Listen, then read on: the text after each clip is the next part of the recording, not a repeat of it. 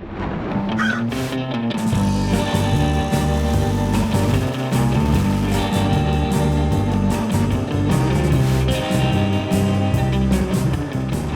girl, do you remember The Swan?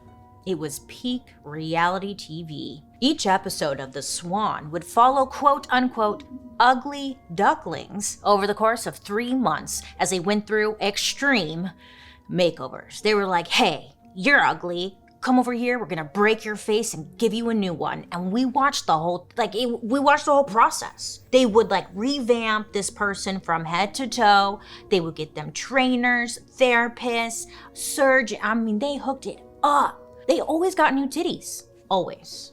Titties and lipo were the two things that were consistent in that show. And literally, when you think about it, that saying is beauty is pain. Yeah.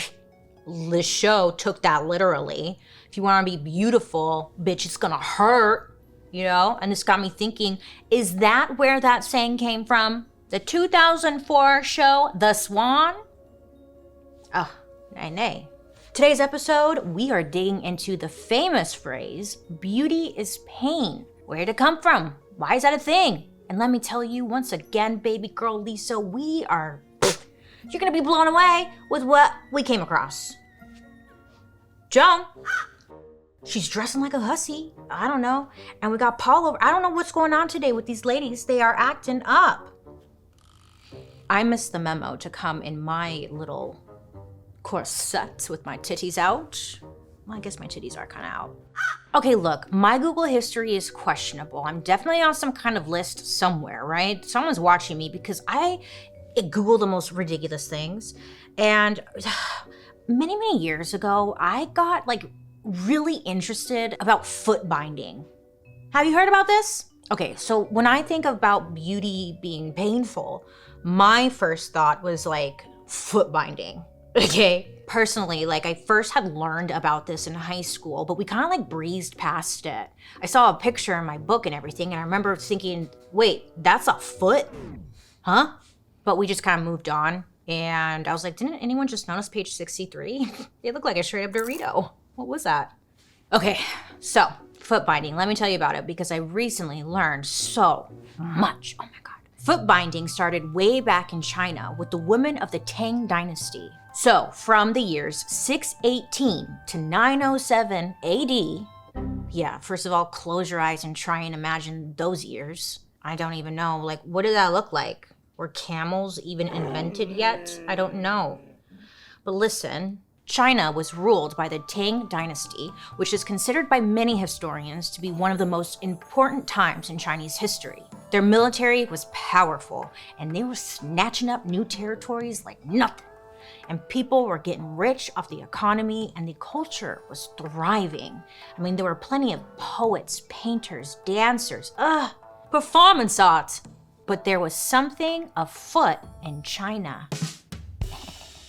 You get it? Afoot. Okay, listen, it was foot binding. Hello, hi, have you heard of this? Have you Googled the images? If you don't know what it is and you're like, I'm new, it's where the feet of Chinese women were painfully modified and mutilated to become smaller, which was said to be excruciating. When you think about it, have you ever in the middle of the night hit your big toe on the edge of your bed? And now you're like, oh, it's over. This is my new life. It's like that, but your whole foot is folded in half. But the exact origin of foot binding is unknown. Oh my God. We had to blur Paul's crotch because he was showing a little too much bush. Anyway, the exact origin of foot binding is unknown, but historical records from the 900s AD first mention the male attraction to tiny feet. And it all started with one very demanding and horny emperor. As the Tang Dynasty was winding down, there was an emperor who sat on the throne. He's like, yay. His name was Li Yu. Now, like many rich and powerful men at the time, or just in general, Emperor Li loved the fancier things in life, the luxuries, to be wined, dined, maybe even 69. Duh. One day, he had his people create a 6-foot tall statue of the Golden Lotus, which represented to the people at this time enlightenment and purity.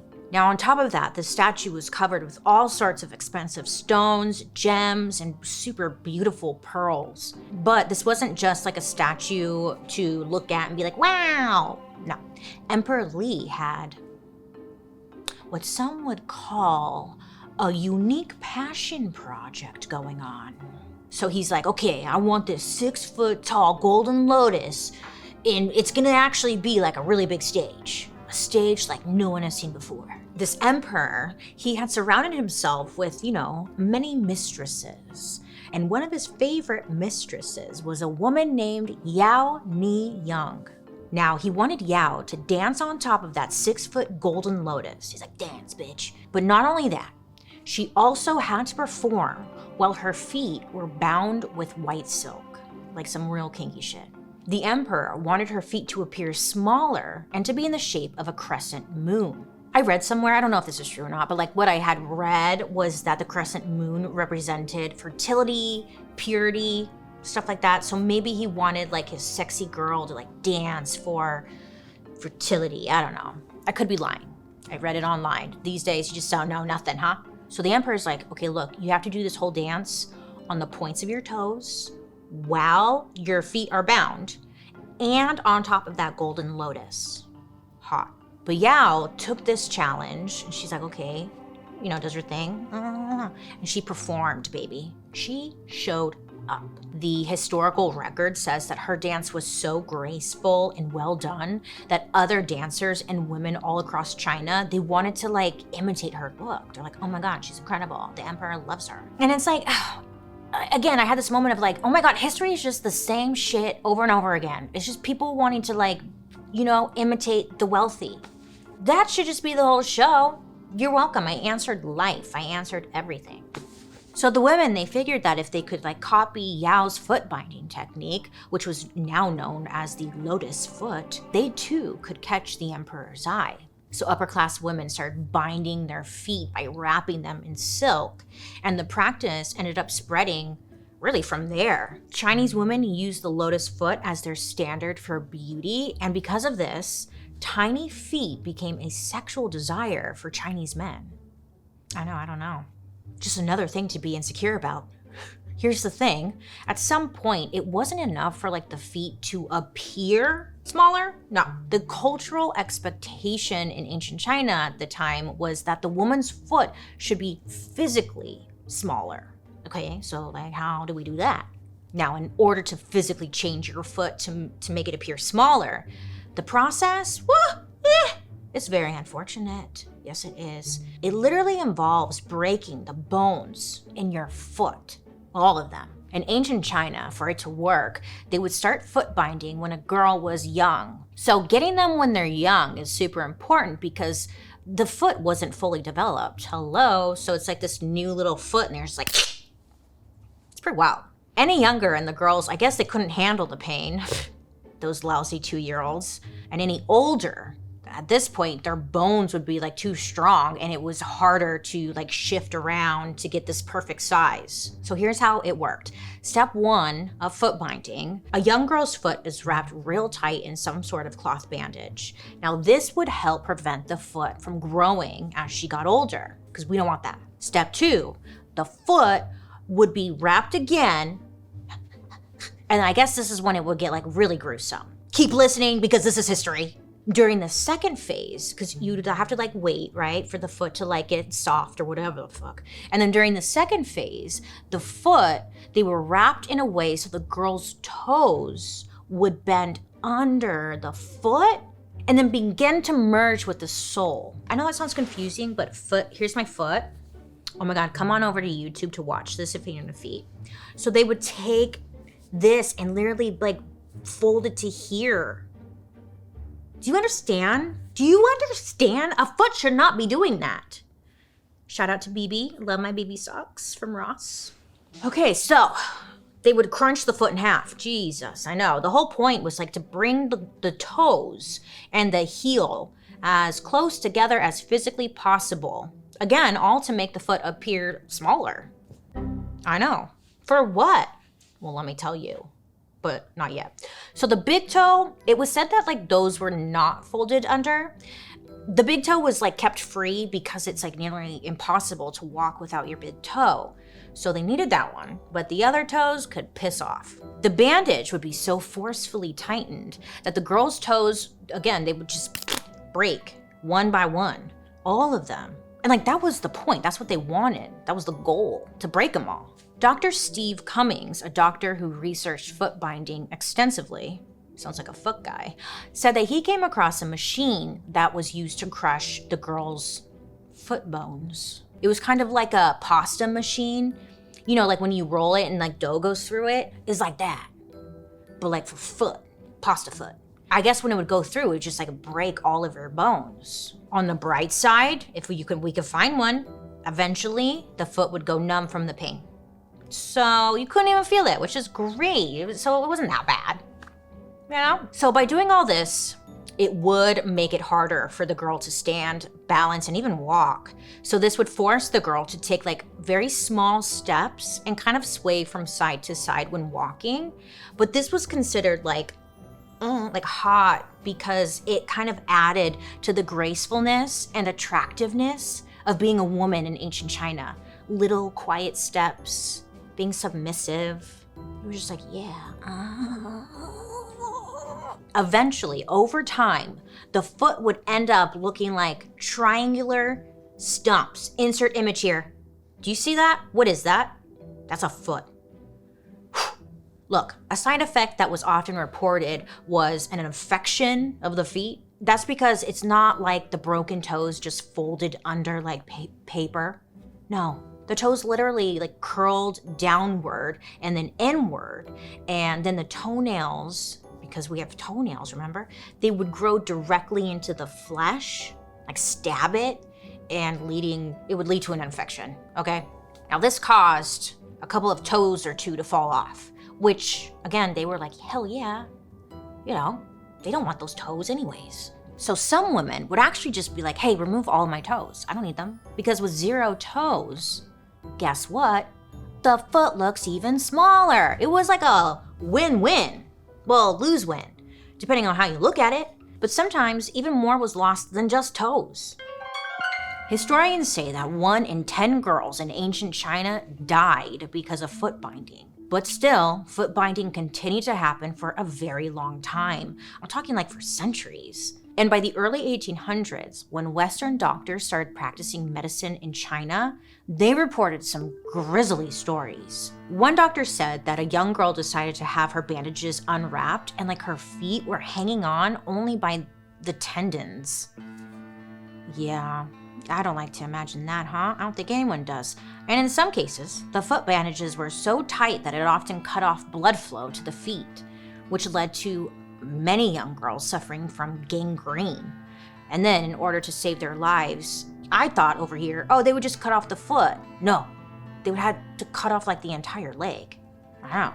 I was like, dang, I guess gangrene like goes up the whole leg. So it's just like not a good time, right?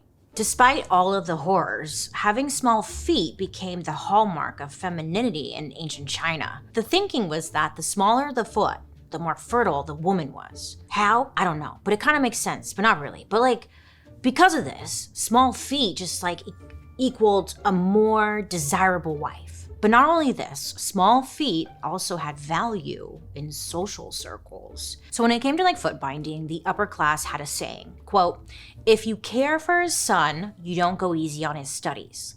If you care for a daughter, you don't go easy on her foot binding, end quote. Yeah, I wonder if that was like embroidered on pillows or something. It's kind of lengthy, but they took this to heart. And to the elites, having a woman with bound feet meant that like the family had the ability to take care of a quote, crippled woman. I guess to them, that was a sign that you were well off. Like if an upper class woman was going through the foot binding experience, she'd get the luxury of being carried around by her servants.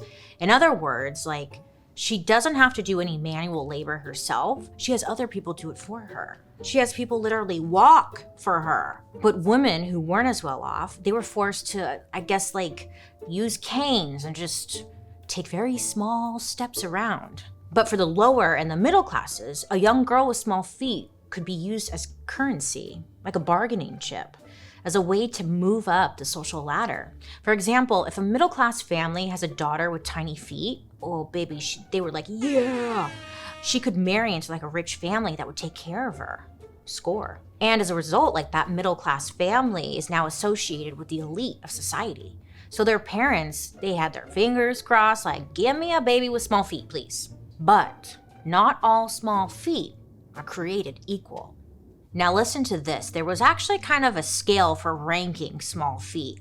The hottest brides at the time had a foot that was just 3 inches long. Yeah, that was goals.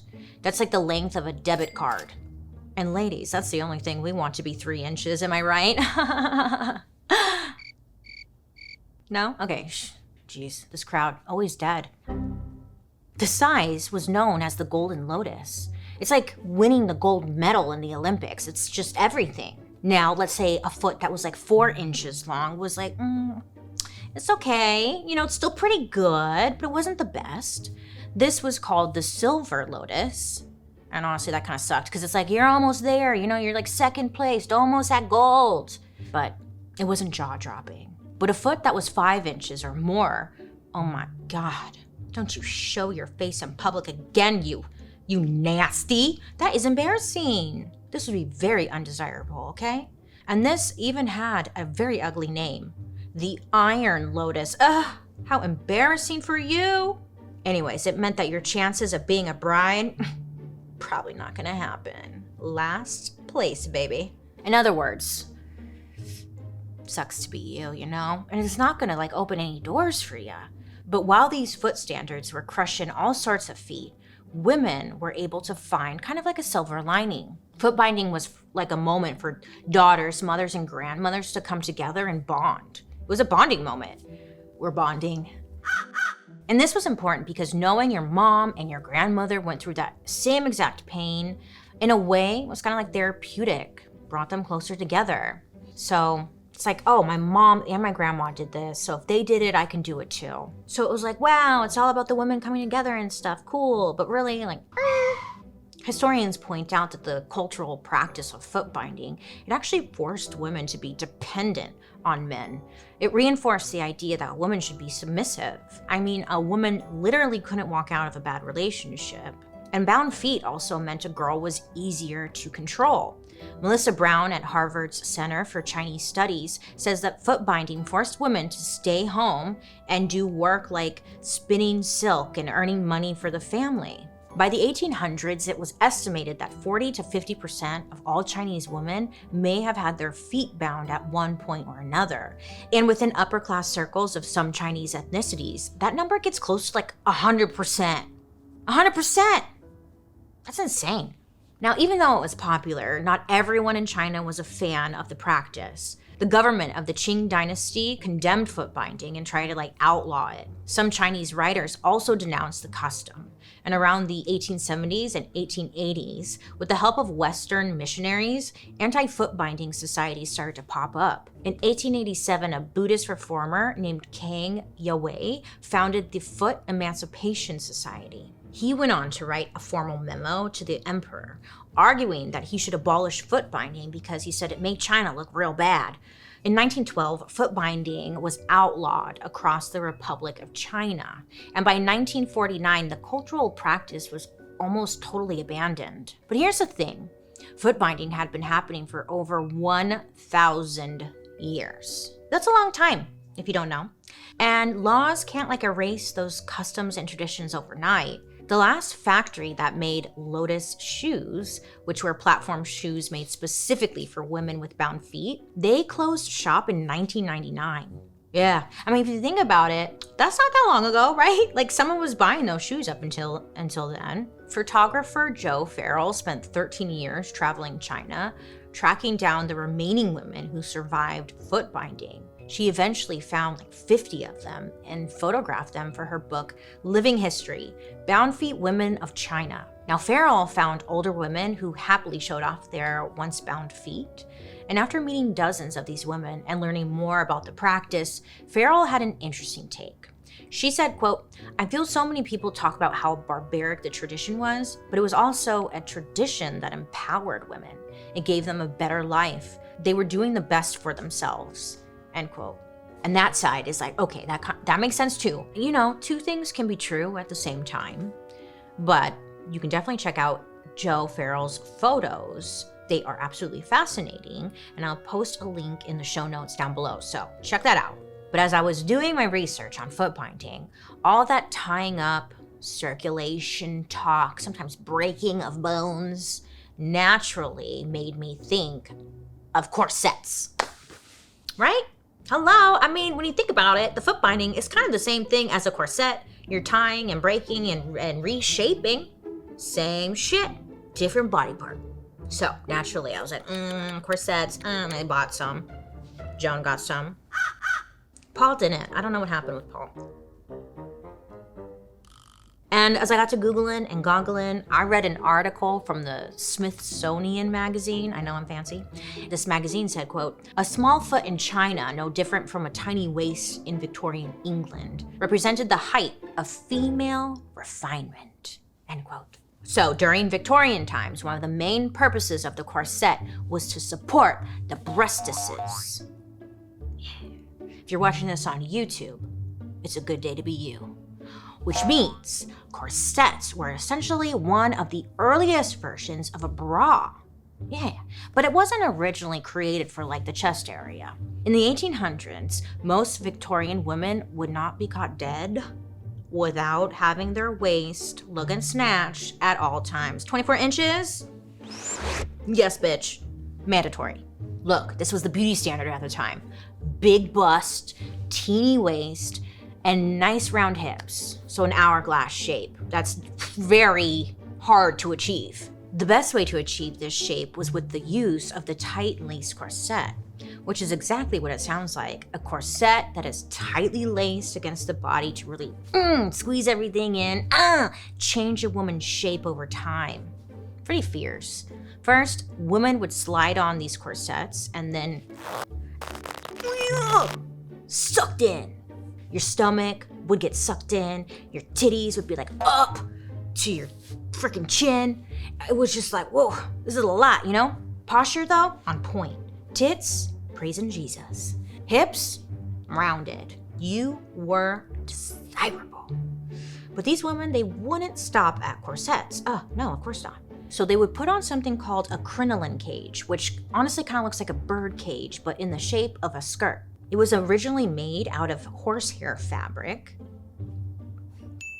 Ding dong, I just had a thought. Recently I came across a Swedish bed that was made out of horsehair. Now I was like, what? This sounds very uncomfortable. Horsehair? Poor horse. What was his name? I want to know more. So I laid on said bed because I was curious. And sadly, I'm sad to report it was the most comfortable thing I have ever laid on. Anyway, so I thought of the bustle because it was, I would imagine it would be uncomfortable, but I guess the horsehair was like really comfortable. That's what I was getting at. Horsehair mattress. Not getting it, but still, that's the thing. Anyway, they'd also put on a bustle, which is kind of like a butt pad, kind of. This was also those giant Victorian gowns could give them that iconic hourglass figure. First of all, being able to own all of that equipment in and of itself was a flex. Most women can't put on all of that stuff by themselves, which meant that most likely they had a maid help them put it on. And if you had a maid, that means you're rich. And that's why, you know, everyone wants to act like the rich person. I mean, you couldn't lace themselves in. They needed help. Have you seen the movie Titanic? Do you remember when Rose was getting laced into her corset? Yeah, it was like that. You need help. Dressing like this was the difference between someone having status in society and someone being rejected. So, you know, everyone was lacing up. And honestly, they looked great. You gotta give it to them, really. But it was like, at what cost? Ladies would begin to use tight-laced corsets even before they hit puberty, so their bodies would start forming as close to that corset shape as possible. Damn, I wish I started earlier. Have you ever worn a corset? Do it once in your life. You'll be like, oh my God, who am I?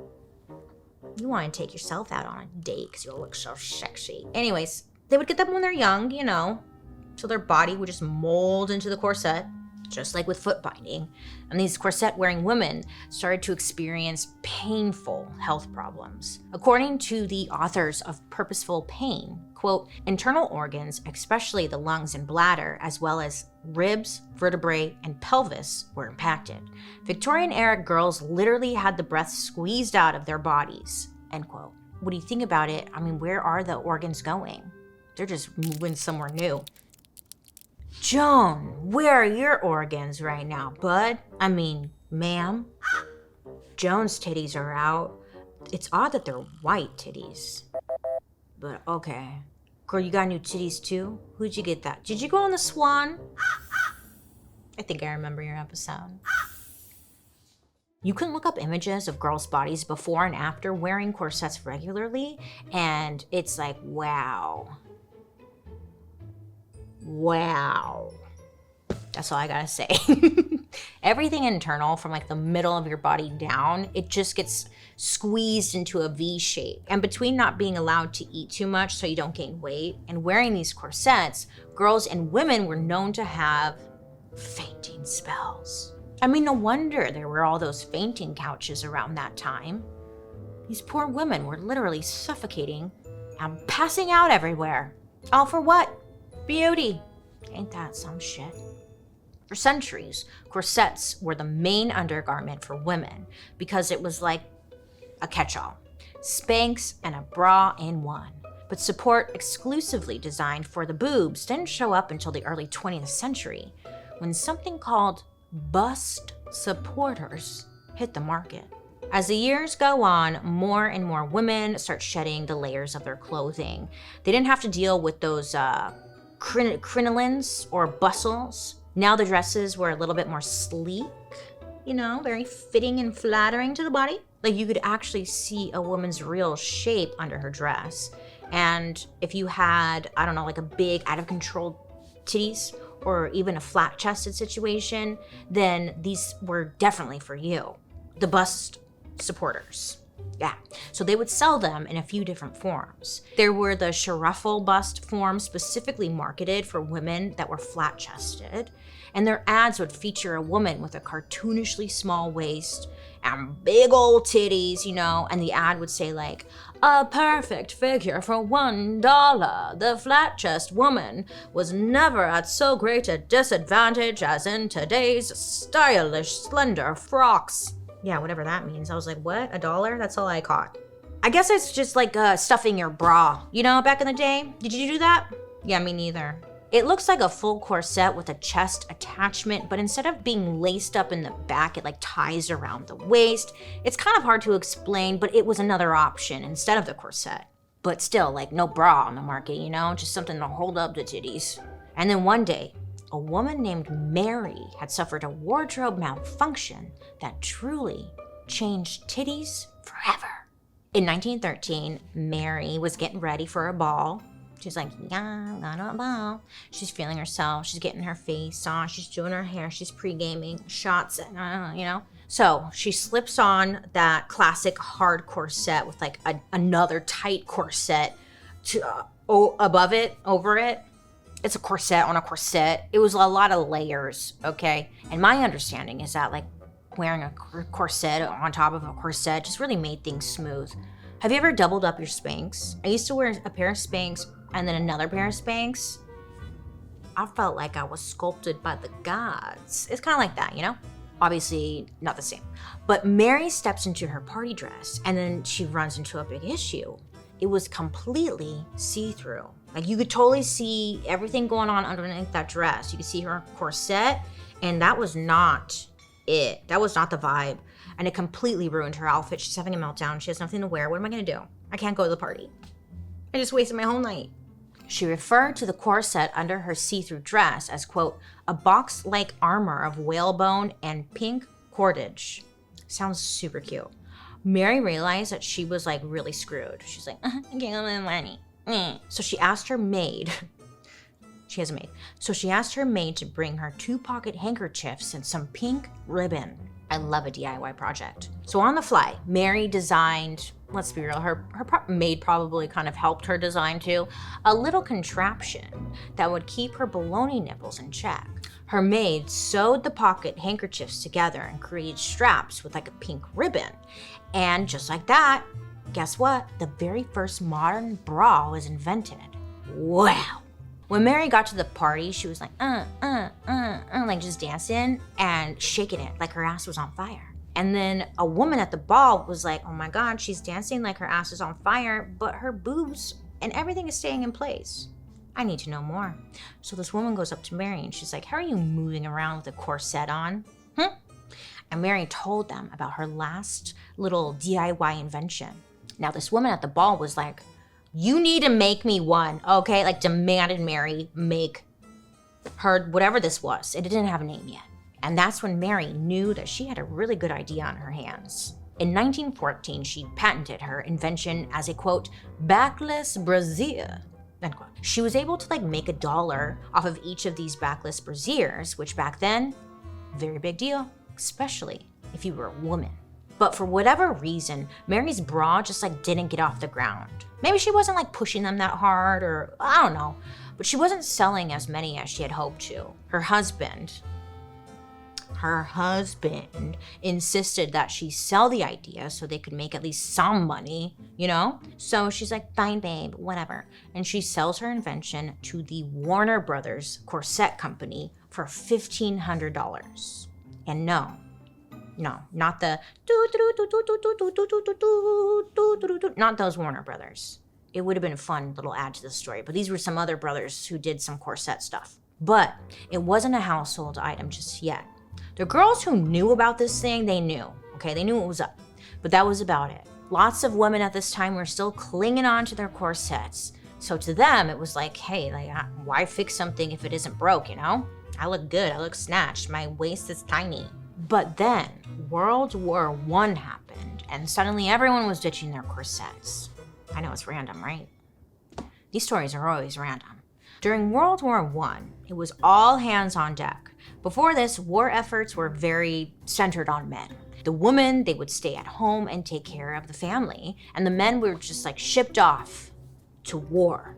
But with World War, women were stepping up to like take care of business. Many were working in the war industry with steel or ammunition. Some were nurses, some were driving medical vehicles, and all of these jobs required one thing.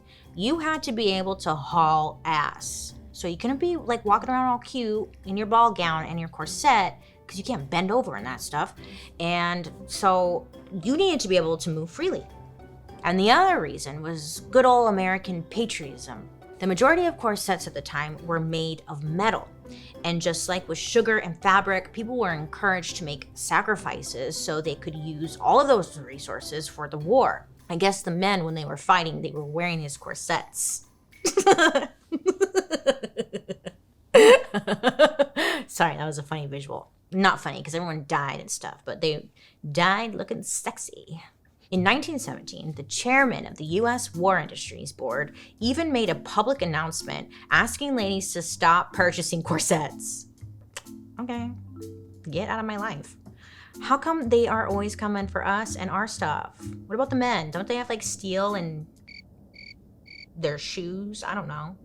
According to NPR, over 28,000 tons of steel were saved.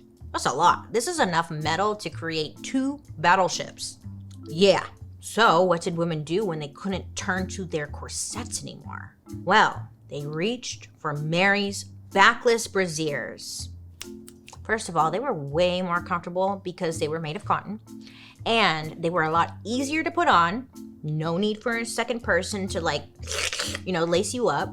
After that, women never really went back to the old school corset, and bras went through evolution after evolution. In the 1920s flapper era, flattening bandeau bras were in. They wanted to be flat-chested. Everyone wanted that flatboard shape underneath their iconic fringed flapper dress. But then in the 1930s, more money was being poured into the bra industry. So there was an invention of the elastic straps, the adjustable band, and the biggest game changer of them all, the cup size. Yeah. So this brought on inventions like the push-up bra, the sports bra, even those like little bralettes that a lot of us wear today. Unless you got big old titties and you can't wear that shit. Where my big old titty ladies at? Sometimes they try and like kill you at night when you're laying down, the titties flop up and you're like, I can't breathe. Anyways, so today, over 90% of women in Western countries wear bras, which is like pretty wild, huh? We all are doing it together. Why? I don't know. That's pretty much all of us. Who's the other 10%? Well, good for you. But there's this theory out there that because of the hashtag free the nipple movement, bras may become a thing of the past. I don't know what they're so afraid of. I really don't think this is ever gonna happen. People need bras. Sorry, I disagree. But like they believe that women in general are just totally over the beauty standards that have been forced on us, which is like, yes, good, yeah. So like, what does that mean for the future of bras? Well, who's to say, you know? But here's the thing, it doesn't end there. Not even close. I mean, ladies, hello. We've literally shifted our bones and organs around to achieve different beauty standards. So you got the perfect small feet, you got that perfect hourglass shape, titties up. It's like, okay, well, what else can we bug these women about? Ew. Hairy legs. Oh, yeah, that's a good one, you nasty. Hairy legs. You should do something about that. That's nasty. So we are doing some pretty weird shit when it comes to, drumroll please, body hair. Body hair. The third one is body hair. Yeah. Look, something that I learned that I found fascinating is that in ancient cultures, body hair removal wasn't a gendered issue. Archaeologists believe that early humans shaved their heads and facial hair regardless of whether they were men or women. Now, this was mostly to avoid getting frostbite in the colder climates because like water can get trapped in your body hair and freeze against the skin. The more you know. I know, I was like, wait, I always thought a beard would protect you from the cold, but no, opposite. Interesting. So they would get rid of it all. Now back then, they obviously weren't using Nair. Have you ever accidentally left Nair on a little too long on the hoo-ha, ladies? Just me again, what the fuck? So what the hell were they doing back then? Well, I'll tell ya, clamshells. Yeah, sounds like something they do in SpongeBob. But they would sharpen clamshells to be like extremely thin and very sharp at the end, at the tip, you know? And then they would drag it against the skin, which would then pull at the grain of the hair. Essentially, dry shaving. Ooh, ow, burn, right? Now, if they didn't have clamshells available, they would use the next best thing, animal teeth. Yeah, they're wild back then. Step one, find an animal tooth. All right, then you drag it over your legs, and that's how you would shave. That sounds pretty badass, actually. Could you imagine like walking in on someone shaving their legs or head with like a tooth, an animal tooth? I'd be like, what the fuck? Look, the point is, it started off as like a practical thing. In ancient Egypt, women and men were big fans of getting rid of all of their body hair. They thought it was just more hygienic because fleas and lice were a big problem. And that's fair, I give that to them. Plus, there was like a shit ton of venereal diseases and hair would trap all of that, making people sick. So instead, they were just like off with the hair, gone. But don't worry, they weren't sawing their bushes off with those razor-sharp clamshells. Some of the first legit razors ever created came from ancient Egypt around the year 3000 BC. Ancient Egypt is like the coolest place ever. They invented everything, right? Yeah, 3000 BC. That's like 3,000 years before Jesus was around. People were landscaping their hoo-has. Wild. These Egyptian razors were made out of copper, but they weren't like the only option. People also used like a version of the tweezer, and also pumice stones, which were like used very aggressively to rub off the hair. God, it just sounds like you would rip off all of your skin and like bleed, right? Oof. By the time Cleopatra was queen in the year 51 BC, a new method called sugaring was all the rage. Sugaring is kind of like waxing, except instead of wax, you take water, sugar, and sometimes lemons, and heat them up until they turn into a sticky gel-like paste. Then you take the sugar wax, spread it on the hair that you want to get rid of, put on a cloth strip, root that shit off. And we basically do the same thing today. Okay, ancient Egypt. Wow. So influential. Hey, if you try this recipe at home, let me know how it goes. Because at first I was like, I'm going to try this, but then I got scared. And this is when Cleopatra had a little trendsetter moment. Apparently, she would remove all of her body hair, including the hair on top of her head. Now, this symbolized elegance and, once again, high social status. And isn't that what this is really all about? Anyways, everyone saw this, and razors, they weren't cheap back then. So everyone and their mom, they find any way that they could possibly find to remove all of their hair at home. So they were going like full naked mole rat everywhere. You know what I'm saying? It's like, great. Glad you started that one. I like a bush. Hey, the hair removal trend goes from Egypt to Europe, just like perfumes, toothbrushes, spices, everything we've talked about here on Dark History. Basically, everything starts in Egypt, and then Europe, they steal it, and they're like, we invented it, yay! Allegedly. For whatever reason, it's not clear why or when exactly this started, but the Greeks believed that pubic hair was a masculine feature. It was believed Greek goddesses lacked any kind of pubic hair, so Greek women had to try and be like them. I mean, you wanted to be a Greek goddess, right? Then get rid of that fucking hair, you nasty. Shit. Side note, if you go to a museum and when you see those like beautiful Greek sculptures of like women, they're usually naked. If you've noticed, they don't have pubic hair. Go take a look. The Greek goddesses, the women, they don't have pubic hairs, but the men, they got some pubes. Isn't that weird? Yeah, that's why. Fun fact. Go home. Tell everyone. Be free. Anyways, but there was also some pretty interesting rules associated with how bald you had to be down there, depending on the kind of woman you were. Essentially, again, the more powerful or threatening you were, either because you had money or you belonged to a good family or you were married to a powerful man, these women were all trying to have just bald Brazilian situations at all times, but Greek. So like a Greek salad. You know what I'm saying? And this kept them looking feminine, just like Athena. They're like, oh my God. But if you were more of like a middle-class Greek girl, it was like, okay, as long as you kept it clean, you didn't have to be, completely naked down there. Nothing too crazy. And the enslaved women of ancient Greece weren't expected to do any sort of pubic upkeep whatsoever because, well, they weren't seen in society as a threat.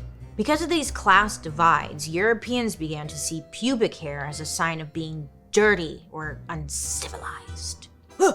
So as time goes on, more and more people were willing to do whatever it took to keep their junk, their hoo-ha, beaver bush free. Even if it meant that, you had to bear the worst kind of pain. In Rome, upper-class women would depube themselves through a variety of painful ways. One way to do it was to literally tweeze their pubic hairs off one by one. Honey. They had the time, apparently. Jeez. They kept using pumice stones to grind off the hair. And another popular method was burning your pubes off with the flames from oil lamps. Could you imagine? You're just sitting there like, yeah, bitch. Fucking burn that shit. Burning Man. Woo! Burn the bush. Burn the bush. What could go wrong? Live reenactment for you. You're welcome. I guess you got to pick one, right? I don't know. But honestly, I don't know which one I would pick. No, I do. I like the idea of burning off my bush. It's fun. It's in the Bible. John 3:16. I'm just kidding. It was a completely known fact that this kind of upkeep was literal torture, as men saw it as just one of the sacrifices that the right kind of wife should make for her husband. It's like, yeah, what are you doing? Huh? You can't even brush your teeth, you nasty. But I gotta burn my bush off? Okay, sure. God, being a woman must have sucked. Anyways, it always comes back to like what men want, you know? The Mel Gibson movie, jeez.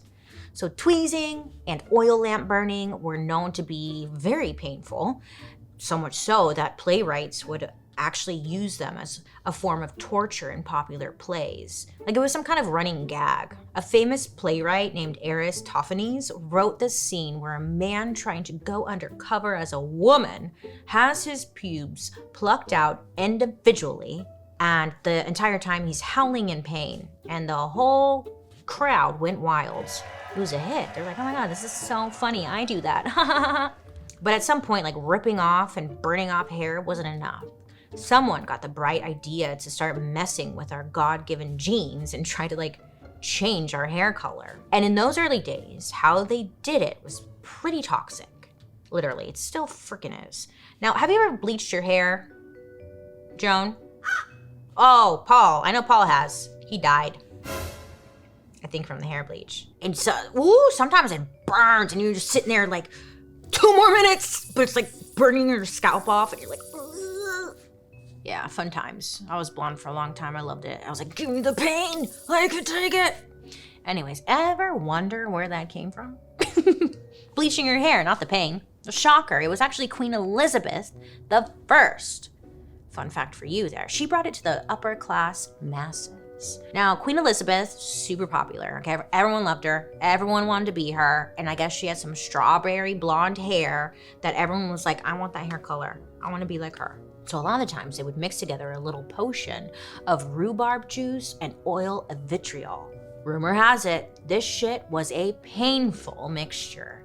So they would paint it onto their heads. I'm painting my head right now, if you don't know. Great.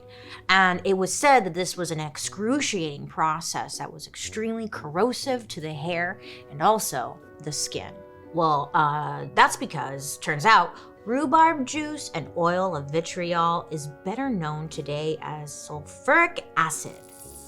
Are you familiar? You know her? Yeah, so they were dumping sulfuric acid on their heads, and I guess whatever hair didn't fall off when they were done would be blonde.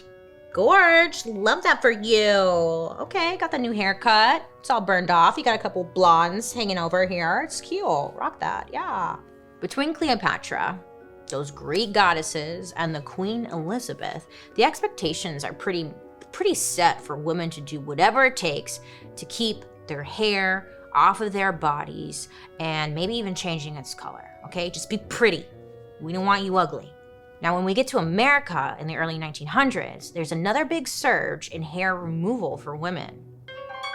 Up until then, women had been covered up, locked, never showing skin, very modest, you know? It was like standard to wear tights, long skirts, dresses, covered, bitch. But then again, during World War I, there was a huge shortage in nylon.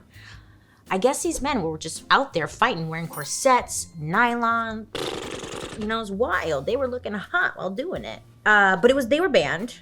Shortage, nylon. Nylon, if you don't know, was used to make tights or stockings. Unclear what they needed the nylon for in a war, but that's a question for another day. Either way, this left women shit out of luck because now tights were ridiculously priced, or just like inaccessible, really. But hemlines at the same time were also starting to rise. People were showing a little bit of the knee, baby. Woo! You know? And this was all taking place during the Roaring 20s, so that ankle was out, and everyone was seeing it, and no one wanted to see a hairy ankle. Ugh, gross.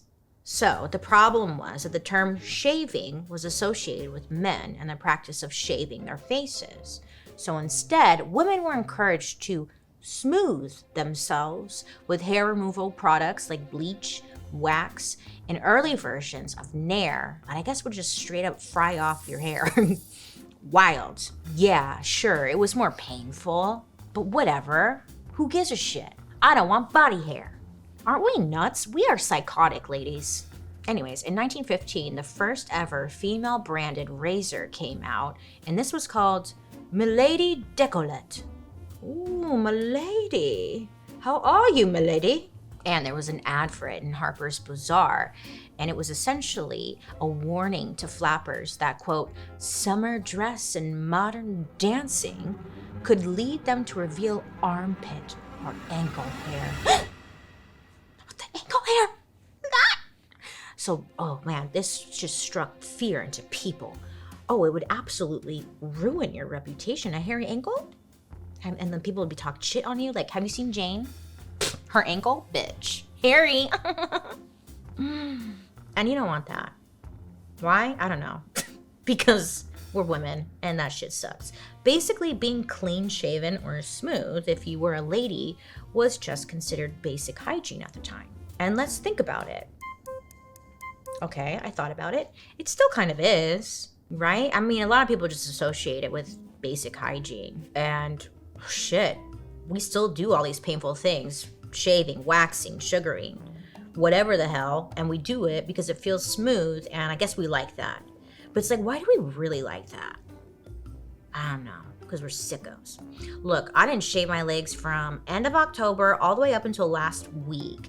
And I loved it. I liked being hairy. It was warm. It was like I was wearing leg warmers at all time. So I loved that. And it was so nice. I could feel the leg hair blowing in the wind. I was like, it's beautiful. I could braid it if I really wanted to. It was glorious. But then I had a date. So I shaved. Yeah, for the man, I shaved my legs. Look at me, little hypocrite. Ugh. I would have kept my leg hair too, but I wanted to show my ankles. Shit. Anyway, society has always had us women doing some crazy shit to achieve whatever ideal of beauty is popular at the time, right? Who has lasered their hair off? Let me know down below. Or whatever it is, it's always in order to get a man. And whenever humans do something over and over for centuries, it truly changes the way we think. There's something in psychology called the halo effect. And this halo effect essentially says that when a person has one good trait, we kind of automatically assume that they have a bunch of other good traits as well. This is why we think that beautiful people are nice and smart and talented and have everything. Because she's beautiful. It's just the way our minds have been conditioned. We immediately think beautiful people equals beautiful, perfect person. When in reality, she's probably got some hairy ass ankles and she's a goddamn bitch, you know? And all of that leads to someone having what is called pretty privilege. People who are considered beautiful, I guess they have more advantages in life and they get more fun stuff like promotions at work, sex, I'm not sure what else, but they just get a lot and they get away with it. Now, don't get me wrong, all of this applies to men as well. But here's the big problem. Men who are attractive are looked at as smart, confident, and trustworthy. But women, I guess, are judged on a different scale. And it seems that pretty privilege for women really means don't be too cute. Because like if a woman is too pretty, people tend to think, well, she must not be the brightest bulb and she's probably vain and shallow. I mean, society are just years and years and years of beauty standards truly has brainwashed us into thinking that our appearance is everything. I know I'm a victim of it, bitch. I'm always like, am I pretty? No, I'm not. That's a lie. But it seems like it's kind of always working against us, you know? It's like, damn, what is the freaking point of all this pain? To get opposite sex attention? Or do we like it? Sometimes I don't know if I like it or if I'm doing it for other people, you know? I don't know. Maybe I'm overthinking it. But the dark part, I love a titty slap. Come on. Okay, so here's the dark part for me. Is that I know, at least for me, I can only speak for myself here, is that this stuff is always in the back of our heads just noodling around. It's like, put on that corset, put on that makeup, be smaller, your feet fucking suck, you know? And I'm like, geez, Louise, brain, like, where are you coming up with this? It's like we gotta retrain the brain.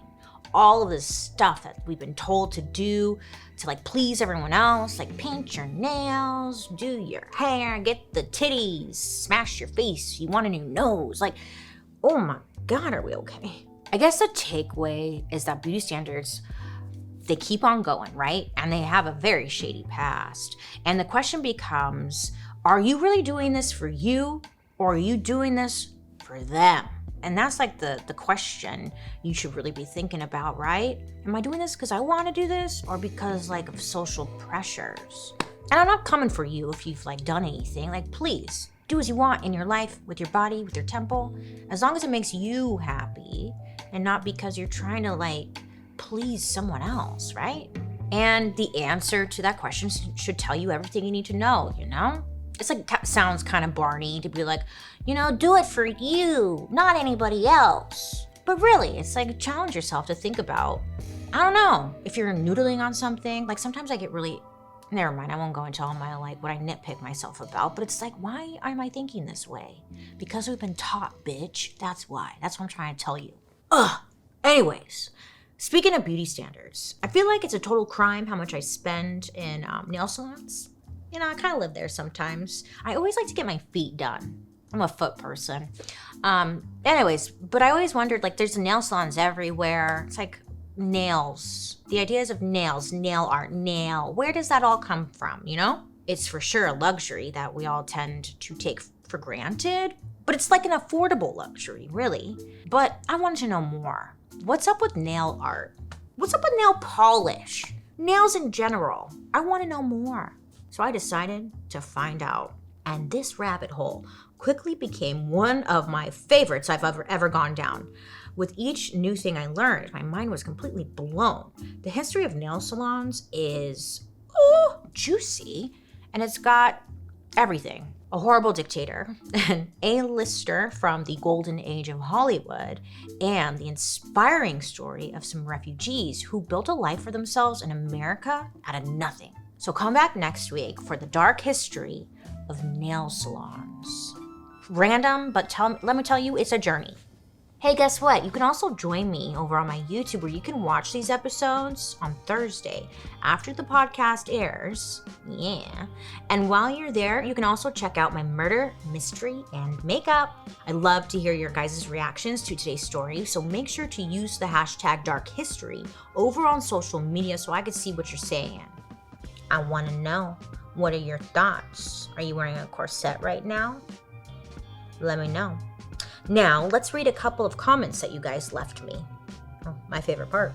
Nakia left a comment on our conjugal visits episode saying, quote, I was a conjugal visit baby, LOL, and my dad was in Parchman, end quote. Oh, wow. Small worlds?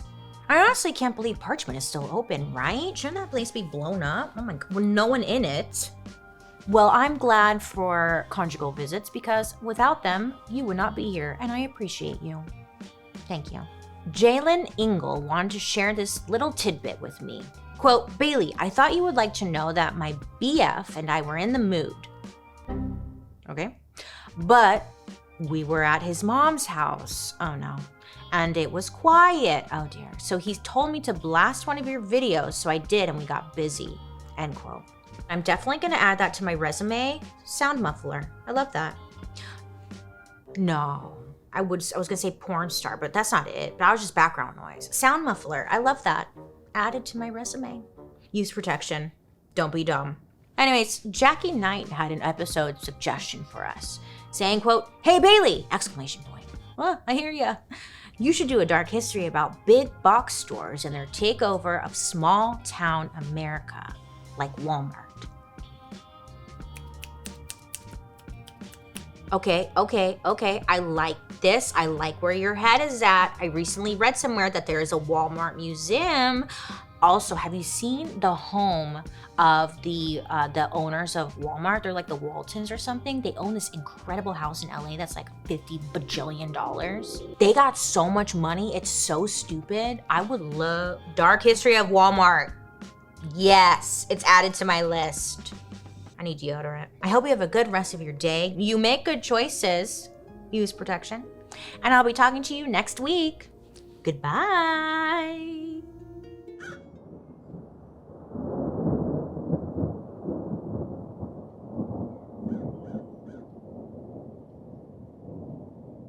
Hi. So recently I had a valet. Look, everywhere in LA.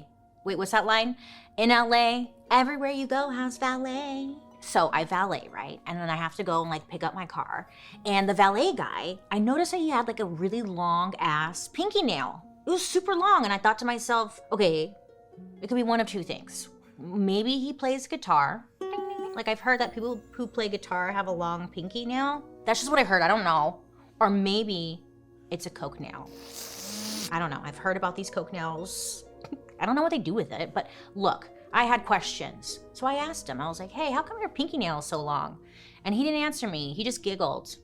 So I didn't get much from that. So then it got me thinking about nails in general. Like, what's it all about, you know? Nails, long pinky nails. So I get to Google, right? I go to Google, I'm like, what is coke nail? Well, it turns out nails in general, like those long ass nails, had nothing to do with coke. It was actually a symbol of wealth, power, and oh my God, Mr. Valet, excuse my ignorance. King are we? First, Paul, you look incredible. Should I call you Paulina? You look okay too. Anyways, the other day I was doing a deep dive into nail culture, and it reminded me of when I was sick and I was like watching all of these movies. I had nothing to do, so I was like, let me just go down like the greatest hits, right? So the first one I watched was the movie Tombstone, which incredible movie, changed my life. Oh my God, wow. I got 2 guns here, one for each of ya. And then I also watched a movie called Crouching Tigers, Dragons, Hidden Tigers. I forget, but Crouching? I know Crouching. Crouching Dragons, Hidden Tigers? And I was like, oh my God, this is also incredible. But there's this part during the movie where the girl, she's like, I think she's a princess, I forget. But the girl, she's about to be wed off to a rich family. And I noticed not only were her feet bound, she also had these long ass bugles on her hands, like over her nails. So I was like, what? It was so beautiful. So I paused the movie and I'm looking. I'm like, what is that? And I realized that they were actually like these really intricate gold looking claws. It was incredible. It was beautiful. I was like, what are these called? And was this real? Like, what was this about? Well, surprise, bitch, because our story starts all the way back in ancient China. Okay, listen. Nails were a huge part of the upper class of society in ancient China. So at the time, if women or even men had long nails, it meant that they were too rich to do manual labor. In other words, like, working in the fields like those other peasants. So the longer your nails were, the bigger the flex. And making your nails look as good as possible was so important. Some sources say ancient China even invented the first form of nail polish in 3000 BC. I know, I was like, before Christ? What? Can you imagine Jesus with his toes painted? What color would he wear? I don't know, I had questions. But after cleaning and washing the hands and feet, which was an important ritual, because a lot of times it was like female bonding, these women would get like a little creative. To condition their fingernails or like the skin around the nails, they would make use of like whatever was available to them. So they would use like beeswax, gelatin, egg whites, and they would like mix this all up and then marinate their nails in the mixture all night long. The very next day, they would take flower petals from orchids or roses, crush them up. Then the woman would dip the tips of their fingers in there and they would be left with like this really pretty color of a pinkish red hue on the nail. Now this was called finger dipping. I know, sounds kind of dirty, but whatever. But it was gorgeous. It was kind of like a no makeup look, very sheer, just a hint of something, very feminine. Even Confucius, the famous philosopher, I guess he had these long ass nails that he too would show off. If your nail was cut or broken for some reason, shame on you. Yeah, shame because you broke a nail. So the upper crust of society would wear these things called Chinese nail guards. And that's what I saw in the movies, I think. Is that what I saw in the movie? I don't know. But these nail guards were usually gold or silver, and they were encrusted with the best metals, gems, and stones, which they believed would provide good luck. On top of that, these things were super sharp, like they look like legit claws, and they could like cut a bitch. These nail guards were almost like long gloves, but just for your fingers. This way, nothing could come between you and your precious nails. And again, if your nail was broken, no one would have to see that ugly mess on your hands. Honestly, if you look at the picture of it, which I'm sure we'll insert here somewhere, it's giving very like Freddy Krueger vibes, but kind of chic, kind of glam, super gorgeous. In ancient Egypt, things were a little less sharp, but still it was like along the same lines as ancient China. So if you had some color on your nails or like a design, again, this was a sign that you were rich and powerful and never even seen or even thought of as a person who did hard labor. They're like, oh my God, she must be so rich. Many ancient Egyptian mummies were found to have these sick, like gold-plated nails tipped with something called henna, which is a dye made from a henna plant. Now, for the next few centuries, having colorful nails continues to be a thing that is mostly for royals and, again, wealthy people. It wasn't widespread, and this didn't change until the mid-1800s, when the nail culture found its way to Europe. Europe started to trade goods with places like India and the Middle East, and a lot of quote-unquote exotic practices, like having colorful nails, also started to spread all over the continent. But you know, 1800s Europe, they were so, what is another word for conservative? Sourdough bread. They were boring, they were super religious, so they hated everything. So naturally, if like, this is bringing happiness and joy to people, the religious side of things, they were like, painted nails, that's the devil. I mean, I get it. I was raised religious, and wearing black nail polish almost got me kicked out of the church. I don't know, they thought I was like worshiping Satan because I had black nail polish on. I was like, no, I just want to be like Hillary Duff. Anyways, back in the 1800s, the religious people were like, having color on your nails is sinful, sexual, and I believe God doesn't like that. But I think it's safe to assume here that people did it anyway, like on the low key, you know? It's kind of like makeup. Even royalty started to get in on the nail altering practice. I guess King Louis Philippe of France would often deal with hangnails. You know that little flap of skin that's like right next to your nail that's stiff and it just hurts? I have one right here that I'm trying to bite off, which I shouldn't do, but I'm doing it anyways, you know? Yeah. Well, I guess this king, he was like, hangnails, am I right? The worst. In the 1800s, there was no salon that he could like pop into really quick and like get his nail clipped. So the king decided to hire someone that was close enough to like a nail person, a foot doctor.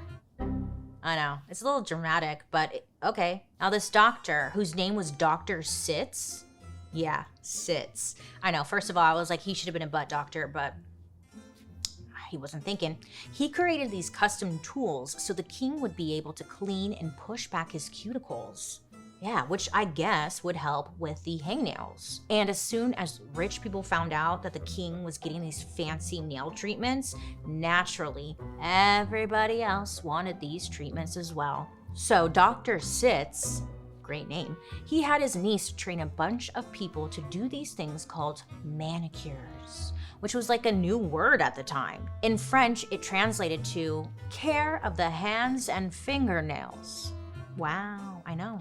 So pretty soon, other wealthy people, they too could take care of their hands just like the king. At the end of the day, people just wanted to experience what like the wealthy were doing. And I think that's why like throughout history, it shows we just want to be like the wealthy people and like copy them, right? At least that's what I've learned being here on Dark History, you guys. Shut up. So everyone was on board with this shit. They're like, manicure? Oh yeah. Manicures might have just remained like an expensive royal tradition if it hadn't been for a woman named Mary Cobb. No relation to the Cobb salad, but I thought maybe. Anywho, across the waters in America, they were obsessed with all things French. It's like macaroons, frappuccino, I don't know. What do French people like? They were obsessed. I consider macaroons a luxury, okay? That's fancy shit. So you know, like the phrase beauty is pain that we just talked about in our last episode? It actually comes from the French phrase, you must suffer to be beautiful. Or as the French say, il faut souffrir pour être rebelle. Oui, oui. Yeah, I know French, whatever. In 1874, Mary was living with her family in New York City when she fell in love with a man named Dr. Joseph Parker Prey. I know these names, they're so good. Mr. Prey? Okay, great. So Mary, she falls in love with him. She knew that she had hit the jackpot, not just because she loved him, but because he was rich. Like rich. Like you're like, you know, you would do the same. He had made a fortune in New York selling those foot powders, you know, so your feet don't stink. Yeah, he made that shit. And he also sold different types of cosmetics. But Dr. Joe, he was mostly a podiatrist, a foot guy. And Mary decided to join him in the business. So Mary went to medical school, and when she was done, she went into the foot practice with her husband.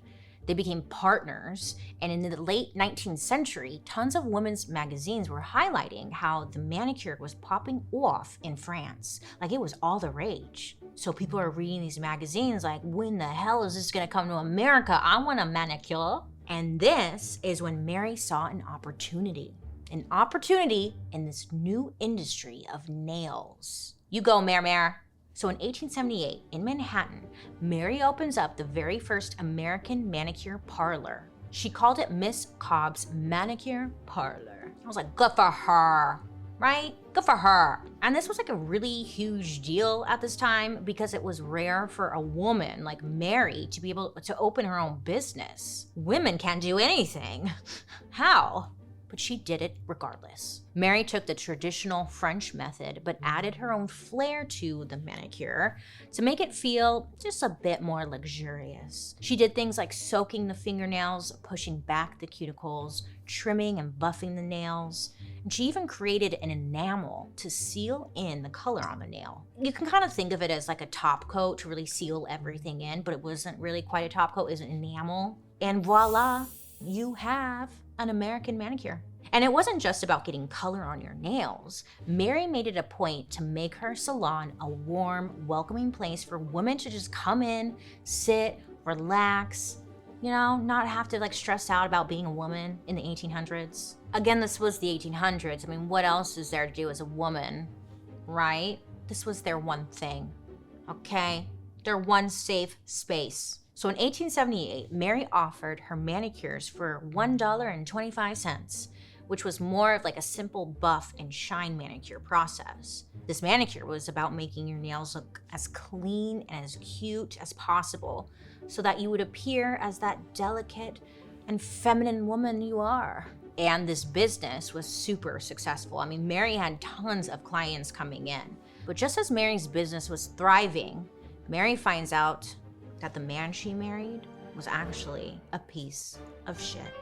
So Dr. Joseph Prey, I guess he was very abusive towards Mare. And in 1884, she made the tough decision to divorce his ass. Thankfully, Mary was able to keep her business, which again was huge because it's the 1800s. Women were really not allowed to divorce their husbands. I mean, this was not like a norm, but somehow Mary and Dr. Joe were able to come to some kind of agreement so they could sell a product that they had created together. Something that is still a huge part of the nail industry today, the emery board.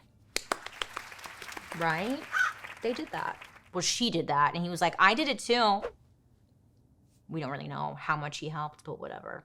Oh, let me tell you, because I know one of you out there remembers MTV True Life. Do you remember the episode of the girl who would eat emery boards? Do you remember that episode? That's what I thought of. I was like, oh my God, yeah. So this episode on MTV was about this girl who loved eating emery boards, and then she wanted to be a nail tech, and everyone's like, girl, you can't be a nail tech. That's like being an alcoholic and working as a bartender. Like, there's no way. But she would just eat the emery boards. So then I tried an emery board and destroyed my teeth. But anyways, that's what it reminded me of. Let me know if you watched that. So anyways, back to the story. For the next few decades until the 1920s, nail salons continued to play it safe. Women and men could get manicures so they would look clean and put together.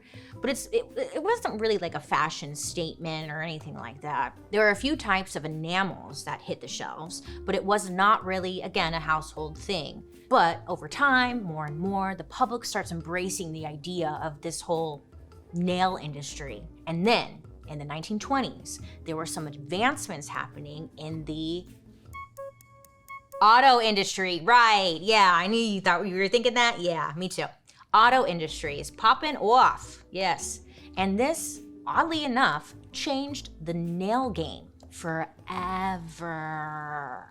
When I first read this, I was like, that's bizarre. How did cars, affect the nail industry? Tell me more. Okay, I have an answer for you. So in the 1920s, America's car industry had expanded, and there were like more and more cars available to the everyday American. And this was major, this was huge. There was a huge demand for them. People are just driving more, they're seeing advertisements. I mean, woo, people are moving, and they're moving quick. And this is the first time people are seeing like shiny yellow, orange, and red vehicles, or like a blue car, it's just color everywhere. The cars were so beautiful. To them, to the people at this time, it was like the future. These shiny new cars, they got people thinking. They were like, wow, cars are paintable. Nails are paintable. I don't know how they made this connection, but they did. So they're like, why can't we just take that nice shiny new paint that they're using on cars and use it to like paint our nails with it? It's safe for the car, it must be safe for my nails. I mean, think about it though. Women, we love to match, right? I love a theme. Tell me it's a red party, baby, I'm gonna show up in all red. But these companies were marketing products to women, so it's like, why not offer them a chance to match the car that their husband drives? Because their ass is not allowed to drive that car. So that's when nail polishes, based off of car paint formula, hit the market. Now the look was slick, and even though it wasn't mainstream, it was selling pretty steadily. But right away, companies started to get some complaints. Actually, it was just like one big complaint. Turns out that if it's used on cars, it's not really that great for women's nails. And the nails were being destroyed by that polish. Who would have thought, huh? I guess the main ingredient in the polish was like a chemical called nitrocellulose. Yeah. Women would apply it, and then the next thing they know, their nails were just like dry and crusty as shit. I guess the chemical effects were worse than anyone thought. And then to come full freaking circle, it's funny, but it's not funny, but the chemical that they were using on the polish and on the cars was created by a little company called DuPont. Now, if you don't know about DuPont, the very first episode of Dark History was about DuPont, and they have been reappearing way too much, okay? So, of course they made this polish. And then the worst part of all, like this chemical that's like really toxic, it's apparently still used in nail polish. Yeah, I guess we can't get away from them. They really own us. Luckily, a big company came around and kind of tinkered with the formula, allegedly, and they created a newer, non-destructive nail polish. And that company was Revlon. Yeah, Revlon. You go, Revlon. And pretty soon, anyone who's anyone had a bottle of nail polish. Rich or poor, it was like lipstick. It was an affordable luxury that just made women, feel better about themselves. Plus, it was also an opportunity for women everywhere to make a statement. Like, ooh, darling, I have red polish on. I'm a hussy. Red was kind of scandalous. Now, this was the 20s and the 30s, and again, women were still supposed to be seen, not heard. To some haters, a bold nail color was just as slutty as a bare ankle. No, but for real, any non-neutral nail color was seen as very sinful, and it caused quite a cultural debate. But that debate took on a whole new meaning once the golden age of Hollywood rolls around. Starlets on the silver screen rocked painted nails without any shame. And they really pushed forward more modern beauty standards, like Joan Crawford. Joan, any word, any comment? Okay. So, Joan Crawford starred opposite Clark Gable in the 1934 movie called Chained! And in it, she sported a red moon manicure. I love a red, like a moon manicure was super hot back then. I love it. It was where they left like a little crescent moon shape on the nail. It's officially called the like lanula nail, and that was the style. It was hot, I loved it. It looks like a little half moon at the base of your nail. It's just like so sophisticated and sexy. So thanks to Hollywood, wearing color on your nails became something to aspire to. If you think about it, it's kind of like TikTok, you know? They recommend something and like everyone goes and buys it and they're like, yeah, I heard about this on TikTok. But yeah, they wanted to feel like a TikTok star by using nail polish just like Miss Crawford on the big screen. Now this is where the story takes a sharp-ass left that no one was expecting. You ready? Stay with me. Here we go. As nail polishes are on the rise on one side of the globe, millions of people are being killed by a vicious dictator. And because of this, the nail scene was going to change forever. It's the 1970s, and the Vietnam War is happening. I mean, it's been happening for about 20 years at this point, from 1955 to 1975. And look, the Vietnam War is very complicated, so bear with, like, this is a short version of it because we're focusing on nails. I need to do an episode on the Vietnam War, but you get it, okay? Over 1 million civilians died by the spring of 1975, which is when the Vietnamese communist leader, a guy named Ho Chi Minh, basically wins. Like, he conquered the capital of Vietnam, which used to be called Saigon, and he ended up naming it after himself. He's like, it's now called Ho Chi Minh City. At this point, the American troops who were still in Vietnam were like, okay, we gotta get the fuck out of here, because Ho Chi Minh's people were rounding everyone up, everyone and anyone, and then slaughtering them. It was a mad rush to get out of there. And it was even worse for the Vietnamese people who had fought alongside the Americans because they couldn't just fly out and go to America. Ho Chi Minh wanted everyone who had been against him dead. He wanted a clean slate, new people that he could brainwash or whatever the fuck. So staying there was basically like a death sentence. This group, called the Khmer Rouge, was rounding up all of the South Vietnamese people and torturing them, targeting their families and doing mass executions. Insanity. So the Vietnamese people were just desperate to also get the fuck out of there however they could. Now this ended up creating one of the biggest and longest refugee crises in history. Between the years of 1975 and 1995, over 3 million refugees fled Vietnam and Cambodia without any real destination in mind. But they had to go somewhere. Now, many of the people tried to escape on boat, but sadly many of them had died on their journey, either because their boats weren't sturdy enough, or they were too full, or they were attacked by pirates. Jesus, you're like, damn, they weren't doing everything. And at a certain point, some countries like Malaysia and Singapore started to literally push boats full of refugees back into the sea. They're like, nope, sorry, we can't take you. We've had too many's here, sorry. Historians believe that between 25,000 and 50,000 of these refugees died at sea. That's so sad. But the lucky ones made it to some sort of refugee camp, and over 2 million refugees end up all over the world, including here in America. The American Congress and even the president, who was Gerald Ford at the time, authorized a bunch of these refugees to come on over and start new lives in the US of A.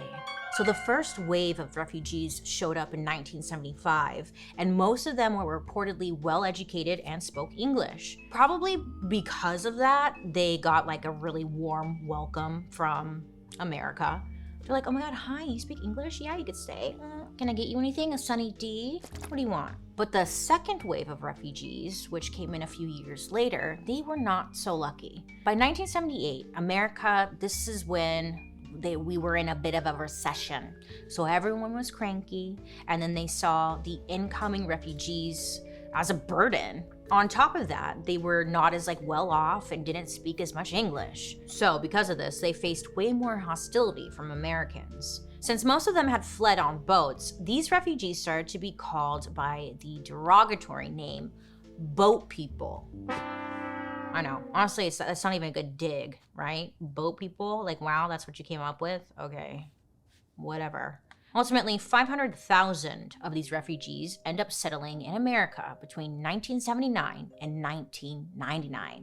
But it was a process. I mean, most of them had spent years in the no man's land between refugee camps, political prisons, re-education camps, and all other freaking traumatic situations, all because they just wanted to get to America and be treated like everyone else, but instead they were treated like garbage. According to Long Bowie, an international studies professor at UC Irvine, quote, "The majority of Americans didn't want the Vietnamese here. The refugees were a stark reminder of a lost war and were seen as an economic burden. It wasn't a very welcoming climate," end quote. Okay, so you're like, okay, this is sad, this is awful. What does this have to do with nails? Well, as you can imagine, it was hard for these refugees, especially that second wave, to get jobs. And that's where Tippy comes in. I know, you're like, Tippy? I hate tipping. Tipping culture, am I right? But no, that's not what we're talking about. I'm talking about a famous actress and model from Hollywood, California, named Tippi Hedren. Now, in the 60s, she was a big deal because she was the star of a very famous movie you probably heard of, The Birds by Alfred Hitchcock. Birds! Now, Tippi is also Melanie Griffith's mother and Dakota Johnson's grandmother. Just wanted to add that in there, you know? Anyway, rumor has it, Tippi's role was pretty traumatizing. I guess like there was a week where the director, Alfred, he wanted to use live birds to actually attack Tippi. And she was like, how about no? But spoiler alert, they did it anyways, you know? Birds, I guess, are not very nice. But Tippi, being a famous actress, she did it anyways. She powered through it. And Tippi was pecked, and I guess nearly blinded, by these birds. She had a complete meltdown on set. I mean, it was total Hollywood drama. I'm here for it. I was like, tell me more. Where are those birds now? I guess one of them is here, okay? Were you a part of that, Joan? I heard you were a stand-in for some of the birds. That's how she got this gig. No one else would take her. Joan was actually blacklisted because of the movie Birds. Fun fact. Can you tell us about your experience on the movie Birds? Great. Anywho, a few years later, Tippi is working as an international relief coordinator at an organization called Food for the Hungry, where, you guessed it, they would provide food for the hungry. But also on top of that, they offered other things like job training. So Tippi was working on a way to give job training and different opportunities to the Vietnamese refugees, you know, with the goal that they could get work and start living their lives here in America. So Tippi brought in typists and seamstress and like all sorts of people to teach skills to the refugee women, which is like so nice. Like, that's really great. And then one day, something happened that changed everything. But most of all, for nail salons specifically. Okay, so Tippi is helping the Vietnamese women learn different skills and better their lives, and it's amazing. And Tippi was also known for having beautiful manicures. Now, one day, a Vietnamese woman named Tuan Lee, she was admiring Tippi's manicure. Tuan is quoted as saying, "A group of us were standing close to Tippi and saw that her nails were so beautiful. I looked in Tippi's eyes and knew she was thinking the same thing. She said, maybe you can learn how to do nails." And we looked at each other and said, "Yes, manicures," end quote. Now, Tippi, because she's a famous Hollywood movie star, she had her own like personal manicurist because, you know, she's bougie. And this woman, her name was Dusty Coots. Not making this up, that was her name. It was a very cowgirl name, isn't it? Dusty Coots. Okay, Miss Coots. My name is Dusty Coots, and I want you to kiss my boots. That's what I imagine Dusty was like, but I don't really know. Anywho, so Dusty worked at a place called the Nail Patch, which was in Encino, California. And this was one of the first ever salons to be nails only. Like, they didn't offer any other spa services. Back in the day, salons were full service where they would do like hair and blah, blah, blah, whatever. But this was just strictly nails. So Tippy approaches Dusty about coming out and teaching the refugees to do nails. And Dusty says, quote, Tippy told me about these young women and their plight. And I thought, surely, if I could learn to do nails, they could too. I had a child to raise and I was a single mother. I knew what it was like, and that's why it appealed to me. End quote. So Tippy would fly Dusty up to Northern California at least like once a week to the refugee camp, which was called Hope Village. And I guess this was near Sacramento. So at Hope Village, this is where like many of the refugee women were living and where Dusty would teach them how to do nails. So the women would get their lessons with Dusty, and then they would go to a local beauty school, which was like nearby. It was called Citrus Beauty School. No beauty schools back then were doing nails-only programs, but Tippy convinced them to start doing it. So at first, they're a little reluctant, but they finally caved in and said, fine, we'll do it. We'll just offer nails. Once this first group of women finished training and got their nail licenses, Tippy helped them find jobs in salons all across Southern California. Tippy told the BBC in an interview, quote, I love these women so much that I wanted something good to happen for them after losing literally everything, end quote. And she really did play a huge role in creating jobs for generations of Vietnamese immigrants. The women that Dusty had trained for several months would eventually open their own salons and start employing their family and friends, which led to many of them becoming family businesses. One of the reasons they were such popular jobs was because a person didn't need a big vocabulary to do nails. And this was great news for these immigrants and refugees new to America. I mean, they could work part-time while learning English or going to school and use the job as a stepping stone while adjusting to this new country. And according to the BBC, to this very day, many of the nail technicians in Southern California are, quote, direct descendants of that first class of women, end quote. Okay. Tam Nguyen, who is the president of Advanced Beauty College in Garden Grove, California, his mom's best friend, Tu Wan Lei, was one of Tippy's original students. According to Tam, it was Tu Wan who encouraged his mother to open a beauty school, which is now a thriving family business. Tam said, quote, of course I know who Tippy Hedren is. She's a godmother of the nail industry, end quote. I mean, yeah, hello, yeah, wow, yeah, go Tippy. So yes, credit where credit is due. Tippy had the game-changing idea to help empower the vulnerable Vietnamese refugees by bringing them nail education. But it was the Vietnamese themselves who did all of that hard work. They fought tooth and hangnail, and they worked hard to make things happen. Because of them, the nail industry was booming so much that in 1980, being a manicurist became recognized as an official profession by the U.S. Bureau of Labor Statistics. I know, it was a new job, I guess. And this boom wasn't just happening in Southern California. People recognized the opportunity in Southern California, like what was going on, and they wanted to create those same opportunities on the East Coast. Women, specifically Korean women, kickstart the nail industry in New York City. Within a decade, over 2,000 Korean-owned nail salons opened in the metropolitan area. All of these made up 70% of the entire salon market over there, and it wasn't just Korean immigrants. People from China, Nepal, Tibet, and many Latin American countries also made their way into the nail salon game. And all of this opportunity created a path to the American dream that they didn't have before. So it's said a rising tide lifts all boats. What I mean by that is that all of the success in the nail industry was going to benefit everyone involved, except for one group of people whose contributions were buried and overlooked and pretty much farted on. The year is 1966, and America is smack in the middle of the civil rights movement, and something revolutionary happened, and people were shooketh. A woman named Danielle Luna, who was known as the first black supermodel, graced the cover of British Vogue. Not only was she the first woman of color to do this, but she did it while sporting white acrylic nails. You know, the chiclets?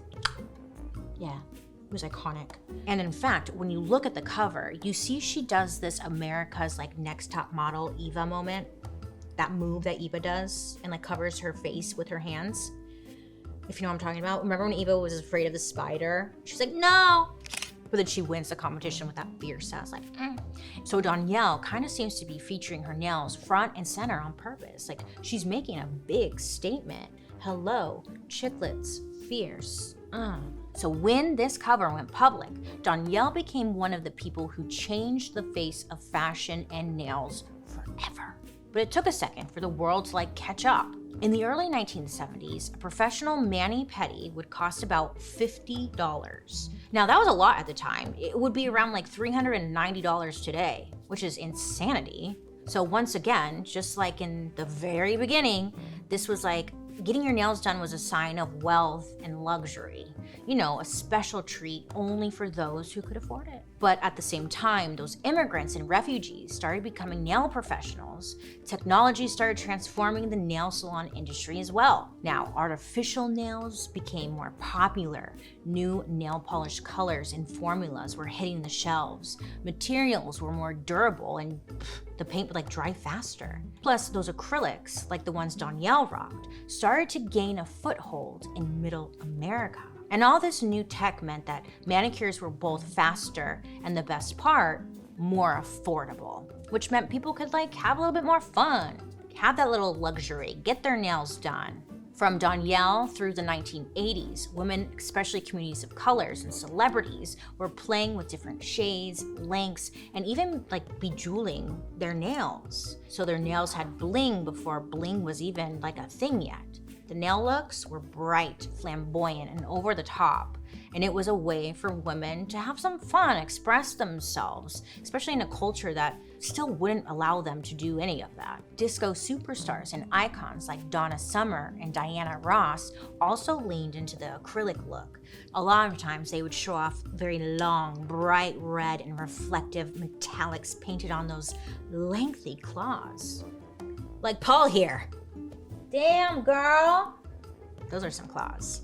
I mean, the look was chic, it was stunning, it was eye-catching, it was show-stopping. Danielle, Donna, Diana, and many others were pushing back against European beauty standards and deciding for themselves to have a little fun, use some polish. Like, if they wanted red nail polish, they did it, you know? But at the same time, many people, not just critics in the fashion world, they viewed the way Black women wore their nails as vulgar, unsophisticated, and unrefined. In other words, it wasn't as classy as like a Coke nail. Okay. And this came to a head during an interesting cultural moment where race, gender, and nails collided. In 1988, this really happened, like it's so bizarre. The Summer Olympics were happening in Seoul, South Korea. And during the games, a track star named Florence Griffith Joyner, and they called her FloJo, became a household name. That's because FloJo not only won 3 gold medals, but she set the record as the world's fastest woman. A record that still stands to this very day. You go, FloJo! So you would think that like after winning 3 gold medals, it would be all about like, wow, you're incredible, you're the best, oh my God. But in the weeks after her once-in-a-lifetime performance, the media was obsessed with one thing. Not her speed or how fast and amazing she was or like the fact that she just won 3 gold medals. No, instead they were all talking about her nails. Huh? Yeah. So during FloJo's race, she decided, we love a theme, okay? Like I said, we love a theme. She rocked a custom red, white, blue, and gold jeweled acrylic set of nails. And she still beat them all. And the media, they were reporting on this. And it wasn't just like fact-based reporting where they were like, wow, great nails. No. Writers seemed intrigued by these nails as if it was something exotic to gawk at. It was kind of like, you guys, hello, pay attention. She won 3 gold medals. Why are we talking about her nails? Dr. Lindsay Piper, author of the paper Star-Spangled Fingernails, Florence Griffith Joyner and the Mediation of Black Femininity. That was a mouthful. She had something interesting to say about all of this. Lindsay said, quote, Because Florence preferred long, colorful nails, the runner was depicted as abnormal, deviant, and different, end quote. Yeah, all over patriotic nails. It's like, hey, you guys, remember that record she just broke? The joke's on them though, because thanks to icons like Flojo, nail culture, it doesn't fade away. I think it actually does the opposite. With the rise of music videos and hip-hop culture, nails go in a whole ass different direction. Musicians like Missy Elliott, Lil' Kim, and even one of my favorites, Shan Jackson, all start coming out with their own nail designs. They would have like bling and piercings on their nails. It was just like mind-blowing, iconic. So it's kind of wild to think that if Saigon didn't fall and Tippi Hedren and the Vietnamese refugees didn't reshape nail salons in the 70s, American nail culture might look a hell of a lot different today. Or at the very least, the ability to get a manicure might still only be for like the privileged, wealthy shitheads, you know?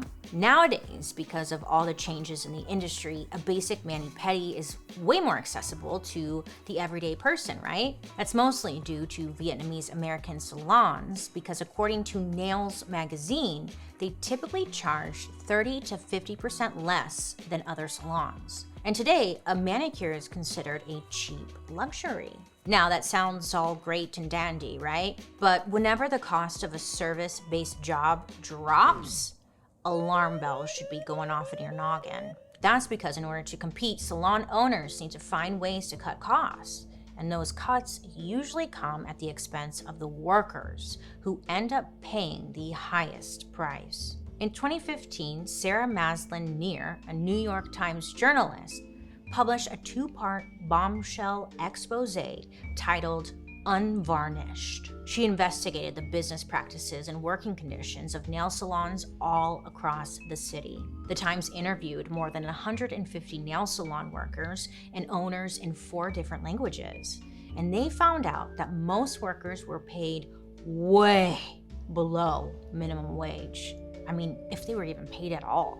Workers in one salon in East Northport, New York, said they were paid just $1.50 per hour during a 66-hour work week. Jeez Louise, right? A salon in Harlem reportedly charged their manicurist for drinking water. And on slow days, they didn't even pay their workers at all. In over 100 workers interviewed by the Times, 97 of them said that their wages were illegally withheld from them. Yeah. Now, if I'm doing my math correctly, that's 97 of them out of 100. So 3 people are getting paid well? That's a little concerning, okay? Now, this is disappointing to hear, right? Because I don't know, 5 minutes ago, nail salons were like a path to achieve the American dream for so many immigrants and refugees. Almost all of the workers interviewed in the Times investigation didn't speak English fluently, and many were in the country illegally. Now that combo is like the perfect storm to create a super fucked up power dynamic. Like, what are they gonna do? Who are they gonna complain to? You know, the guy in charge is like, what are you gonna do? You gonna leave? You gonna go back to where? You know, it's fucked up. So maybe you're like, look, Bailey, I don't really give a shit. But this is something that involves you, the customer, the client, the wearer of nail polishes on thy nail. Listen, all those nail salon products that they're using on your beautiful little fingers, they are not regulated at the federal or state level. I didn't know that. And I was like, what? They're not. Meaning these products were never authorized to be used in salons on humans. It's not funny, but what? Yeah, completely blew my mind. And I was like, shit, I love those chemical smells when I go into a salon. If they put that in a candle, I would definitely light it in my house. Nail salon scented? You know? Anyways, you would when you go to a nail salon, normally you see licenses on the wall, and I always thought that meant that they were that means that they've been they got the license, they've been certified, they're using the safe stuff. But my ignorant ass is dumb as shit because I was bamboozled. None of that is the case. Now, because of this, an independent group called the California Healthy Nail Salon Collaborative was created. This group, they work with the county governments in California to inspect and certify the safety of nail salons. Now, this group is all about like the health and safety of the workers and not so much customers. They don't really like pay attention about like wage exploitation. We gotta get someone on that ASAP, I would think. But the model this group came up with could be used to keep an eye on labor rights. So over in the UK, something called the Federation of Nail Professionals was recently started to lobby the government and also to like raise nail salon industry standards and get rid of unethical business practices. Wow, again, what an idea. What I'm saying is like they are moving in the right direction, right? We learned a lot, huh? Honestly, I was shooketh because I never would have thought that nails and nail polish had such a wild history. I have a whole new respect for nail salons, nail salon owners, and the opportunities they're still giving immigrants new to this country. They thrived, they started family businesses, and now they completely dominate the nail industry. Now, wouldn't you say like that is the American dream? It's just unfortunate that they're being taken advantage of. Can we have nothing nice? And something else I learned is that there's something about a hot red nail that we've wanted for thousands of years, right? It's always seen as like kind of sexy, kind of hot, kind of scandalous. What is it? Also, nail salons, they need to unionize, right? We should let them know. We should go into these salons and be like, hey, unionize. And look, if nothing else, this episode hopefully reminded you to pop on over to the salon and get those crusty ass nails done. Because you deserve a little affordable luxury in your life. Hashtag ancient China, hashtag whole life. Also, join me over on my YouTube where you can watch these episodes on Thursday after the podcast airs.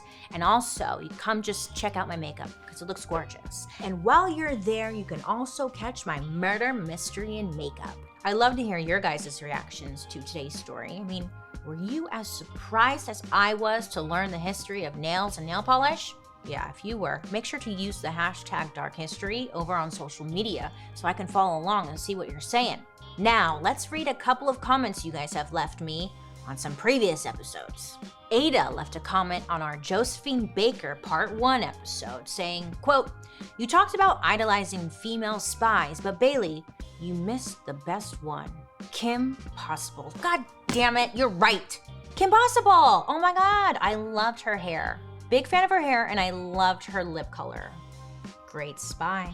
Luna Bella left a comment on our Monsters episode saying, quote, "Romanian girl here from the land of Vlad, and I have visited his castle, and it's awesome, but nothing really spooky there. Would love if you would do an episode on him. Love your videos, Bailey. You're my favorite YouTuber. Oh my God, thank you. I am so ready because I have been reading many leather-bound books about Vlad the Impaler. And let me tell you, I have too much knowledge about this guy. I would love to make an episode on him because he was absolutely psychotic and dark as shit. Can I come visit? Let me know. Thank you. RS left us an episode suggestion saying, quote, "Dark history on Chuck E. Cheese and DC Discovery Zone, please," end quote. Did you know the guy who invented or made Chuck E. Cheese also invented the Atari? That's your fun fact, baby. And I'm down because then he went on to like do something else. He did something shady. I'm with you. I'll put it in my notes. Thank you so much. This is my notepad. I love you guys so much for watching and hanging out with me, and please keep engaging. Comment because maybe you'll be featured and I will answer whatever you want to know. Or maybe I won't, I don't know, depends. Anyways, hope to see you in the comment section. I hope you have a good rest of your day, you make good choices, and I'll be talking to you next week. Goodbye. Say bye. Bye. You guys never do anything. Jesus.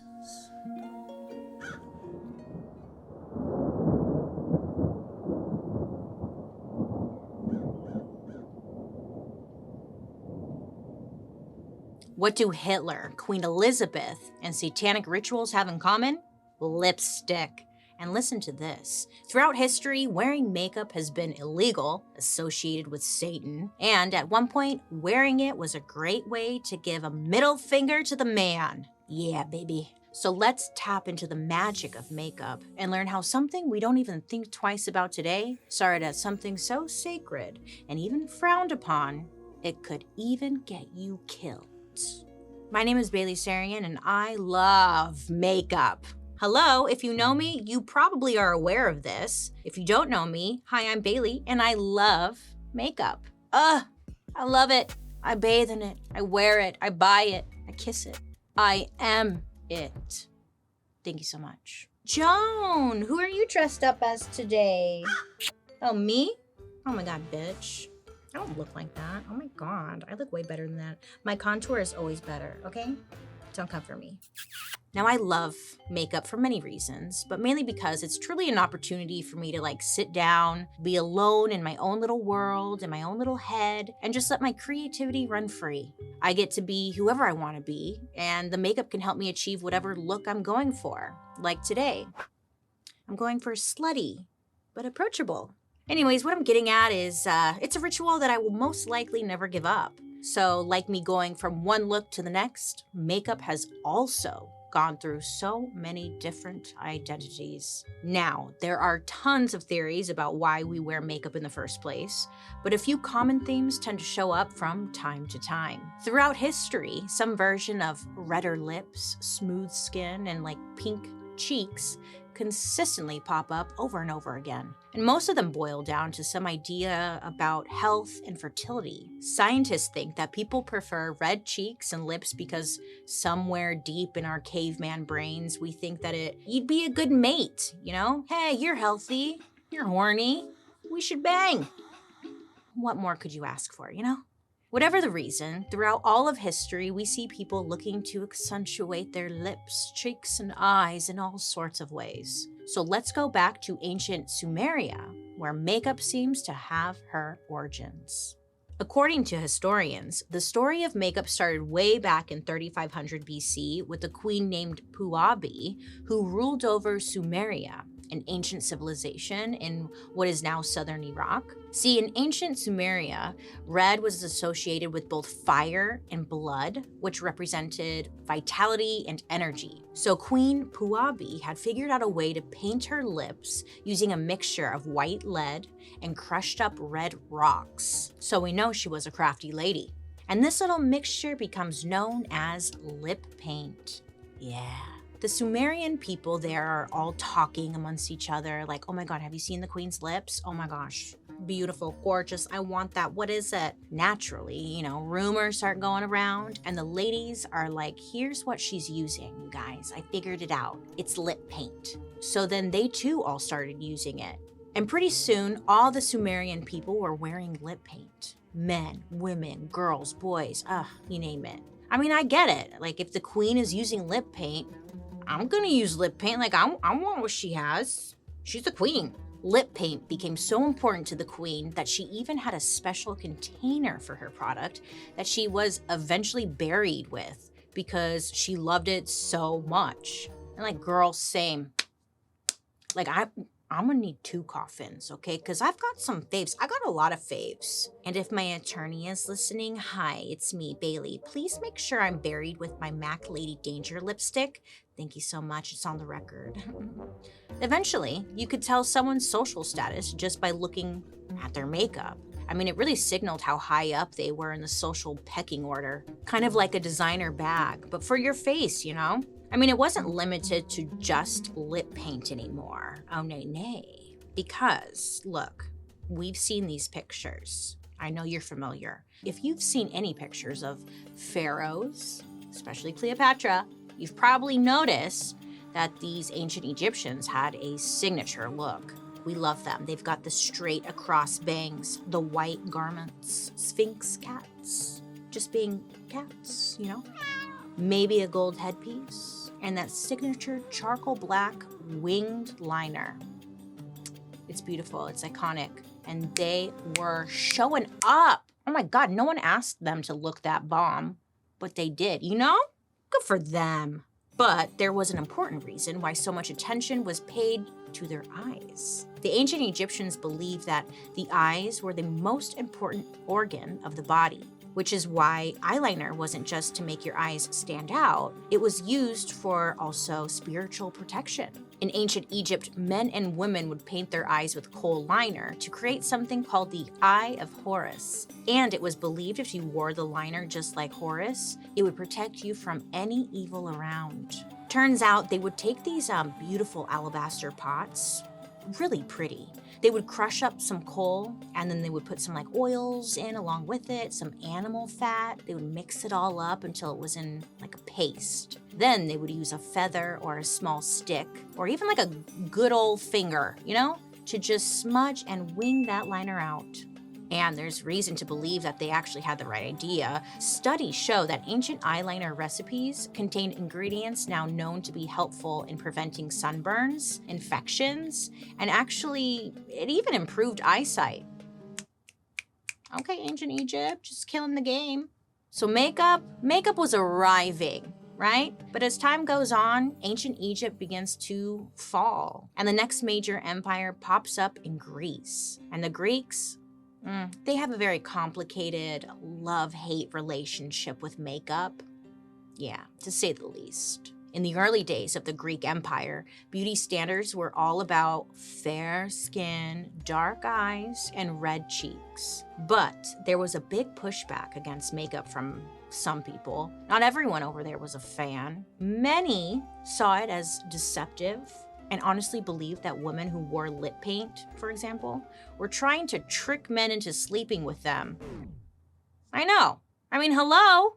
Spot on. Sign me up. Thank you so much. But sometimes you hear those dumb people saying like, oh, take a girl swimming on the first date. It's like, shut the fuck up, Brad, okay? I don't want to bone you. I want to bone your brother, Stavros. He can take me swimming anytime. Okay, look, I'm getting off track. Back to the Greeks. Anyways, in ancient Greece, makeup was mostly worn by sex workers. Oh, yeah. So the sex workers, they leaned into it, okay? They're like, yeah, we are trying to sleep with the men and make money. And that's exactly what they are going for. So they're like, yeah, great, And to them, they didn't give a rat's ass that society thought makeup was just for seducing men. That's exactly what they were going for. For them, looking made up literally translated to making money. And once it became obvious that sex workers were like wearing makeup, those distinguished ladies were even more determined to avoid it almost completely. They didn't want to be mistaken for a sex worker. I've got class. I'm Greek. That's how they talk. I'm Greek. So with all this in mind, we can see how makeup becomes extremely taboo in ancient Greece. Pretty soon, there's this huge divide between Greek women, the sex workers, and then like the prudes. Yeah, and painting your face pretty much became a sign that says like, I'm open for business. Yeah. The connection between sex workers and makeup is actually so strong throughout so many different cultures that in Latin, the word prostitute and the word makeup became the same word, lenocinium. Makeup was seen as such a threat to society that under Greek law, sex workers who went out without their makeup, to identify themselves, could be punished for, quote, posing as ladies. The Greeks kind of sucked, huh? They're so boring. Boo! So if you were a sex worker back then, you had to wear makeup by law because not wearing it meant that you're like disguising yourself as a respectable lady. That kind of sucks because it's fun to put on makeup, when you're feeling good, whatever. But imagine if like the government started telling you that you actually couldn't leave the house without it. That would kind of get old real quick, I'm sure. Either way, around 700 BC, there's a huge shift in ancient Greek attitudes towards makeup. That's because trade routes were opening up worldwide, which gave the Greeks, specifically, access to different ingredients from across the globe. So like with these different ingredients, they could create better and more like makeup products. So Greece started doing more business with other cultures, the economy was on the rise, and there was a cultural explosion. lipstick went from being only for sex workers and foreigners to now an elite fashion choice. Lower class Greek women continued to avoid it. I mean, nothing changed for them. But for the one percenters, the wealthy, makeup, especially lipstick, was suddenly cool again. So then the year 150 BC comes around, and I guess like ancient Greece, they're like donezo, fallen or whatever. And now it's all about the Roman Empire. And this is when makeup takes on a whole new life. As the Roman Empire begins to expand, they take over more and more territory, and they establish their own new trade routes. All this trade makes the Romans wealthy, and suddenly they have some money just kind of laying around, I guess. As usual, the wealthy were looking for ways to distinguish themselves from the poor. According to the book A History of Makeup, quote, ideas of beauty from conquered peoples, especially the Greeks and Egyptians, greatly influenced the Roman paradigm of beauty, end quote. Okay, so there was this one Roman emperor. His name was Nero, okay, and he was known for being crazy. Okay, great. And apparently his wife was just as crazy too. She had over 100 servants working around the clock to keep her makeup looking good 24/7. I guess it was pretty common amongst Romans to have enslaved people applying their makeup, but this woman, it was said that she was never seen without a painted face. But it's not just Roman women who were wearing makeup to look great. Men took it in a more literal direction and wore lipstick to indicate where they ranked politically. I know. I was like, can you imagine if Brutus was wearing a bold red lip while murdering Caesar? Fierce. Okay. I mean, we don't know. Okay, I could be right. Were you there? At this point, everyone was wearing lipstick. But the bad news, because there's always bad news, is that the main ingredient of that lipstick was literal poison. Ah, yes. Wealthy Romans were getting that spicy red for their lips using something called vermilion, which they made from a bright red volcanic mineral called cinnabar. I know it sounds like really beautiful, right? I was like, cinnabar? I love cinnabon, but it's not the same. The problem was that vermilion, she's toxic, super toxic. And I guess they were just smearing this toxin directly onto their lips. And not just that, they were using it along with another plant-based chemical called fucus, which has mercury in it. Mercury, love that planet. Unfortunately, no one figured out it was poisonous until the 1920s. So, that was a long time for them to be poisoning themselves. And actually, now that I think about it, the Romans were, they were long gone by that point, right? Great. And little did they know that vermilion could lead to kidney damage and even death. Meanwhile, they're all walking around like, oh my God, why does my lip hurt? What is causing this to just peel off? Hand me my lip paint, Brutus. Like, they had no idea. Their lips are peeling off and shit. They couldn't figure it out. They thought it was just chapped lips. Well, eventually the Roman Empire collapsed. Yeah, I guess this was around the year 476. And when that happened, trade routes became real dangerous because there were no Roman soldiers to protect them. So all businesses took a major hit and ingredients for makeup stopped flowing into and out of Rome. Simply put, no safe trade routes equals no makeup. But where there's a will, there's a way, baby. And makeup finds her way back into the picture in the Middle Ages. Ooh, fun! Until the Middle Ages, makeup has a pulse. People are dabbling, playing with colors and pigments all over the world. But it was still pretty low-key. But meanwhile, in Europe, Christianity is growing and spreading. And with it, so is the virtue of purity and chasteness. So, as Christianity gains popularity, Europe engages in a series of wars called the Crusades, which reopens trade routes and contact with the Middle East, where makeup was still very much a thing. So merchants would travel up these trade routes and they would, start selling their makeup at fairs and at markets. And they would lean in on the idea that makeup was magical, as a way to push their product. Marketing.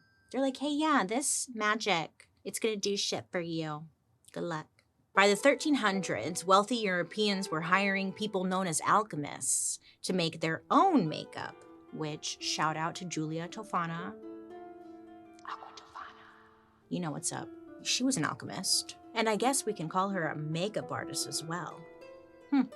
Anywho, but the rich would hire these alchemists to create their lip color, and then once they were done, they would apply it while doing incantations. In other words, they were saying magic spells while applying the lipstick. Soon, people believed makeup could make you live longer and ward off death. And yeah, I mean, they started taking their glam seriously. I don't want to die. Paint that shit on, Barb. You know? Now, surprise, surprise, the church was not a fan of any of this. I mean, living longer? Magically looking hotter? Sounds like witchcraft to me. And if there's one thing the church hated back then, it was a witch. Or just women having fun. Church leaders said that, quote, a woman who wore makeup was seen as an incarnation of Satan, end quote. I feel like that was a little drastic, but okay. The church believed that a woman altering her face in any way was a challenge to the Lord and his craftsmanship. So just like the Greeks, they thought women were deceiving people by altering their appearances. And just like that, makeup becomes public enemy number 1. The church, they start telling people that makeup is demonic, and they start putting out propaganda. Like there were pictures of demons putting on lipstick to disguise themselves. I fucking roll, but okay. Obviously people are believing it. It's scary. But not everyone had to play by the church's rules, especially if you were the one making the rules. This next person, who was a powerful English royal, was actually rumored to be a witch herself. I'm talking about Queen Elizabeth I. Yes, she was crowned in 1559, and her death would be a mystery for hundreds of years to come. Now, Elizabeth had a nickname while she was on the throne. She was known as the Virgin Queen. I know, hot. I guess she got this nickname because she didn't want to share authority with a man. Like, she never had kids and she refused to get married. So, yeah. But she was also called this because her skin was just perfect, like a perfect baby virgin angel. Precious. Her flawless look wasn't just because she was born with perfect skin. Elizabeth was a huge fan of makeup. Now, in the mid-1500s, Queen Elizabeth was the it girl, okay? She was known for so many things, including her glamour and elaborate outfits. People, they really looked up to her, She set trends. Now, by the time she took power, England had relaxed its strictness about lipstick, and everyday people were using it all of the time. But Elizabeth took it to the next level. Let me tell you, something not good happened to Miss Elizabeth. On October 10th, 1562, Queen Elizabeth, she wasn't feeling too great. At first, she thought she had like a cold, right? I'm sick. But then it turned into like a horrible fever, and people around her were like, something's not right, shit. So a doctor was brought in. He did some observations, ran some tests, and said 3 words to Queen Elizabeth. "'Tis the pox," meaning she had contracted smallpox. Oh shit. The queen got so sick she could barely even talk, and after 7 days just laying in bed, battling the pox, everyone thought that low-key she was gonna die. They were like, look, that bitch is a goner. I didn't say it. You didn't hear it from me. The royals even started talking about who was going to replace her and take over the crown. It's like, you guys, she's not dead yet. Chill. Well, miraculously, Queen Elizabeth, she survived. Maybe lipstick is magic, I don't know. But what we do know is that all this created a new problem for the queen. The smallpox that she had left Elizabeth with scars and pockmarks all over her face, and this just destroyed her self-esteem. I mean, her perfect, pure skin, the skin that she was famous for, was completely ruined. It was devastating to her. So she started trying to find new ways to cover up her scarred skin. Now, the fashion at the time was all about pale white faces because to the people it meant you never had to lift a finger or work outside or, have the sun touch your skin. Ew. So she used something called Venetian ceruse as her foundation, which was made with white lead and vinegar. Girl, that must have stunk. Well, she would slather this all over her face and neck, making her skin appear bright, smooth, and white. I mean, you're probably thinking like, oh, she probably looks so flawless. But in reality, that shit was caked. And of course, she wanted to add a little color to the lips, a little red. So she turned to that classic pigment we've been talking about, vermilion, which still had mercury in it. Thank you so much. So she had two dangerous, toxic chemicals on her face, lead and mercury. And to preserve her beauty, Queen Elizabeth was accidentally poisoning herself. Now, when Queen Elizabeth applied her makeup, she would leave it on her face for like a whole ass week. She wouldn't wash it off, okay? She's allowing the chemicals to just soak in and get all up in there. And even when she washed it off, her cleanser was made of rose water, honey, eggshells, and mercury.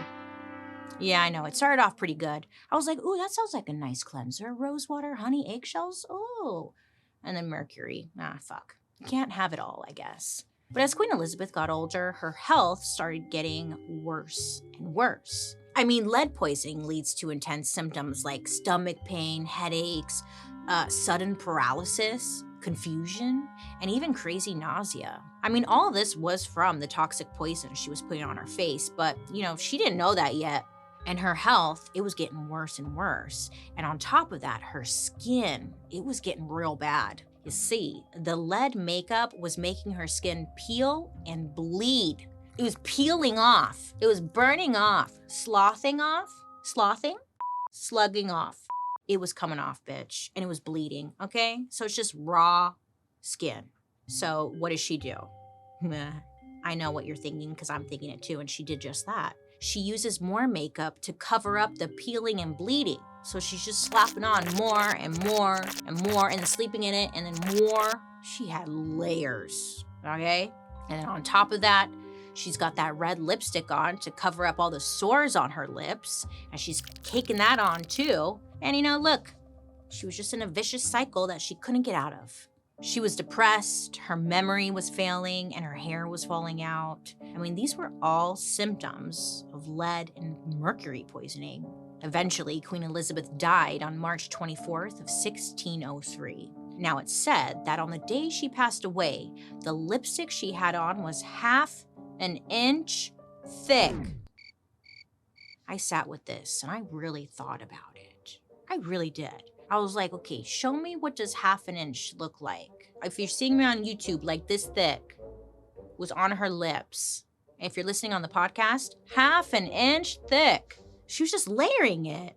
I mean, I've just got questions. I've got questions. And honestly, I would just want to scrape it off. It'd be so satisfying. But I think her lip would probably come off with it. So that's probably why it was so thick. Anyways. Her exact cause of death is actually unknown, but many historians point to her deadly makeup regimen as her killer.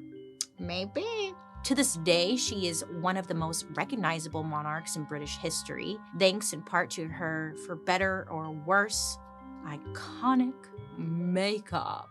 And when you look at the picture of her, it kind of low-key, it's giving me like Pennywise, but royal. Yeah.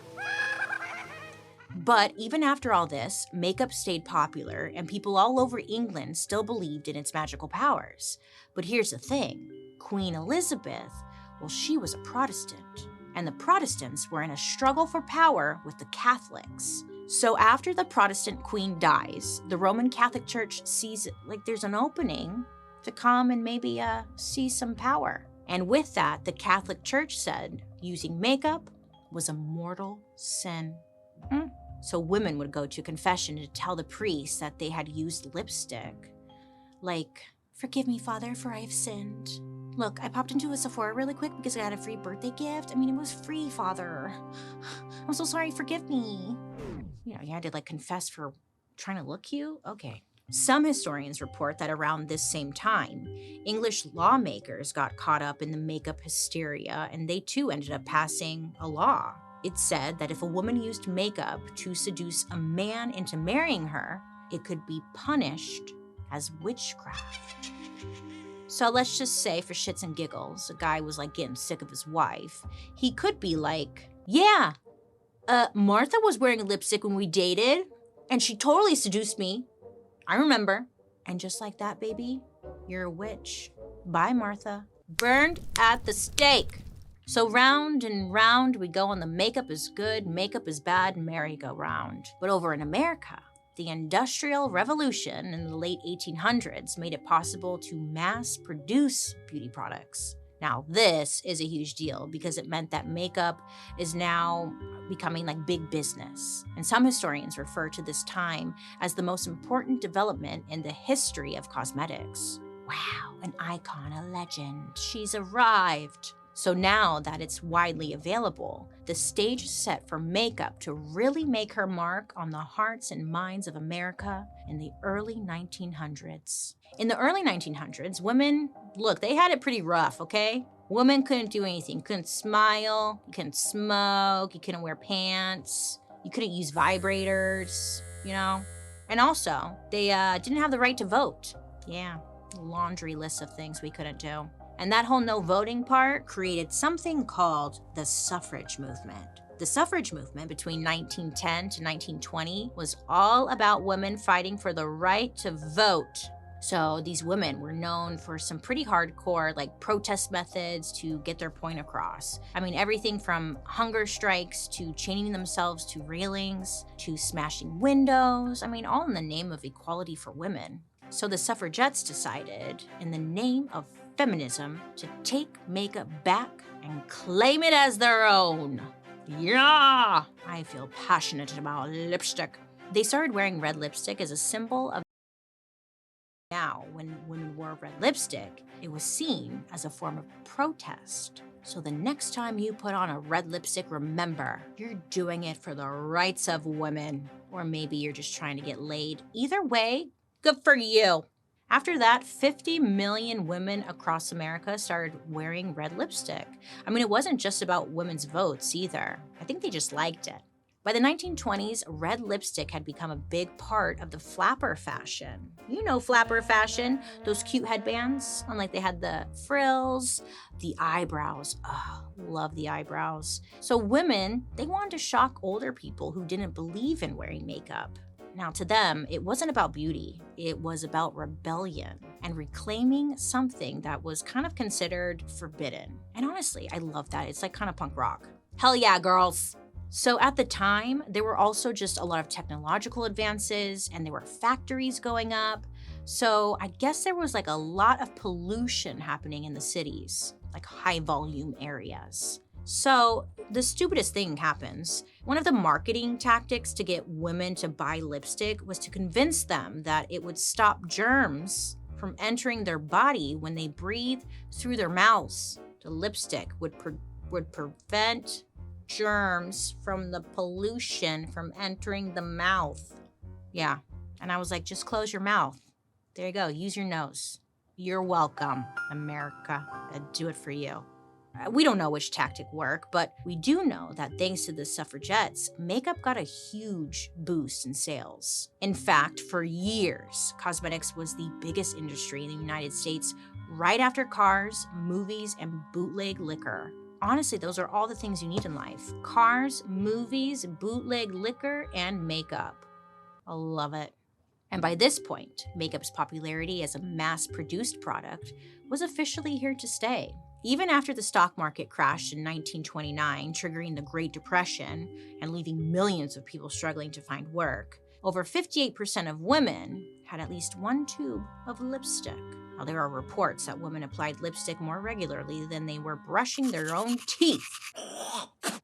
I could see that. But the Great Depression was so bad that America stopped production on over 50% of its products simply because people didn't have disposable income anymore. But the cosmetic business, she only got bigger. It's been reported that cosmetics was one of the few industries that actually grew during the Great Depression. In fact, right in the middle of all this, makeup icons Revlon and Almay opened up for business. Now it proves something sociologists call the lipstick theory. This theory says that people are willing to sacrifice big expenses for small luxuries. Like, you may not be able to afford a new car, but at least you can feel better about yourself because you got this new lipstick.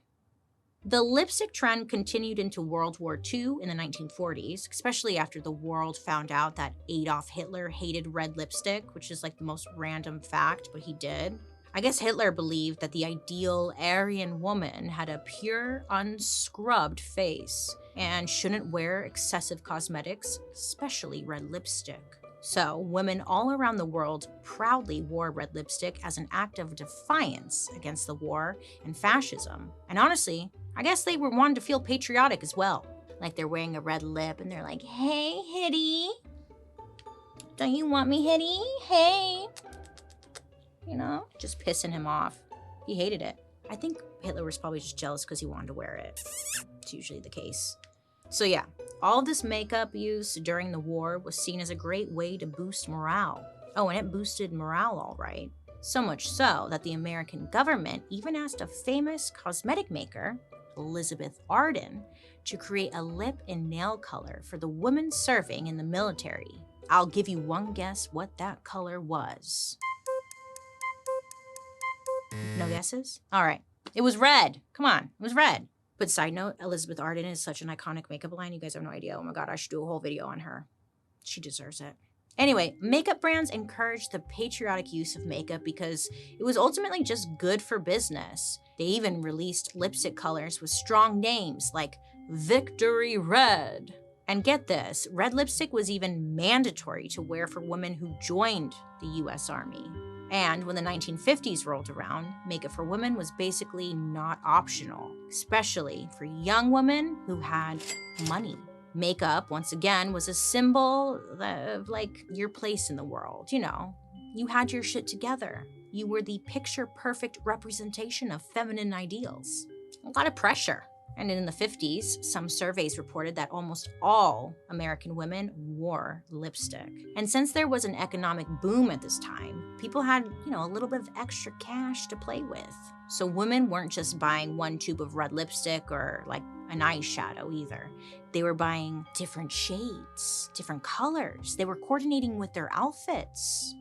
Blue eyeshadow, blue shirt. Bitch, come for me. Yeah, it was no more like one size fits all. It was about having a little bit of fun. Lots of mixing and matching and just doing your thing. And for some jobs, like if you were a flight attendant or even a secretary, you would be required to wear makeup.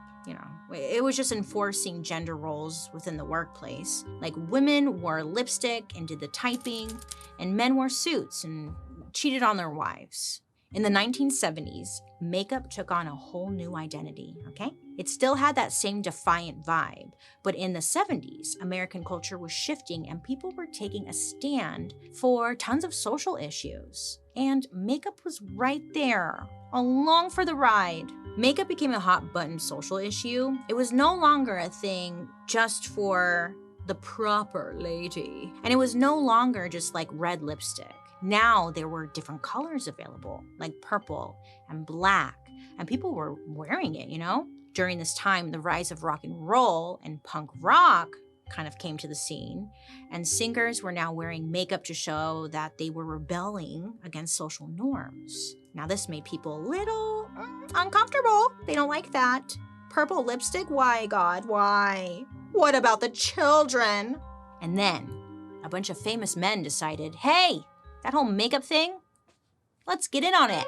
So America in the 70s, makeup was a very gendered, ladies-only thing at this point. And that when men did it, people fucking flipped their tables, lost their shit, pulled off their wigs, raging with forks. What are those called? Pitchforks, murdering people, just freaking out. Because there were celebrities like David Bowie who came onto the scene and started using makeup. It was like a way to express himself and stand out, really. And many men were doing just this. But America didn't get that. She's so annoying. America.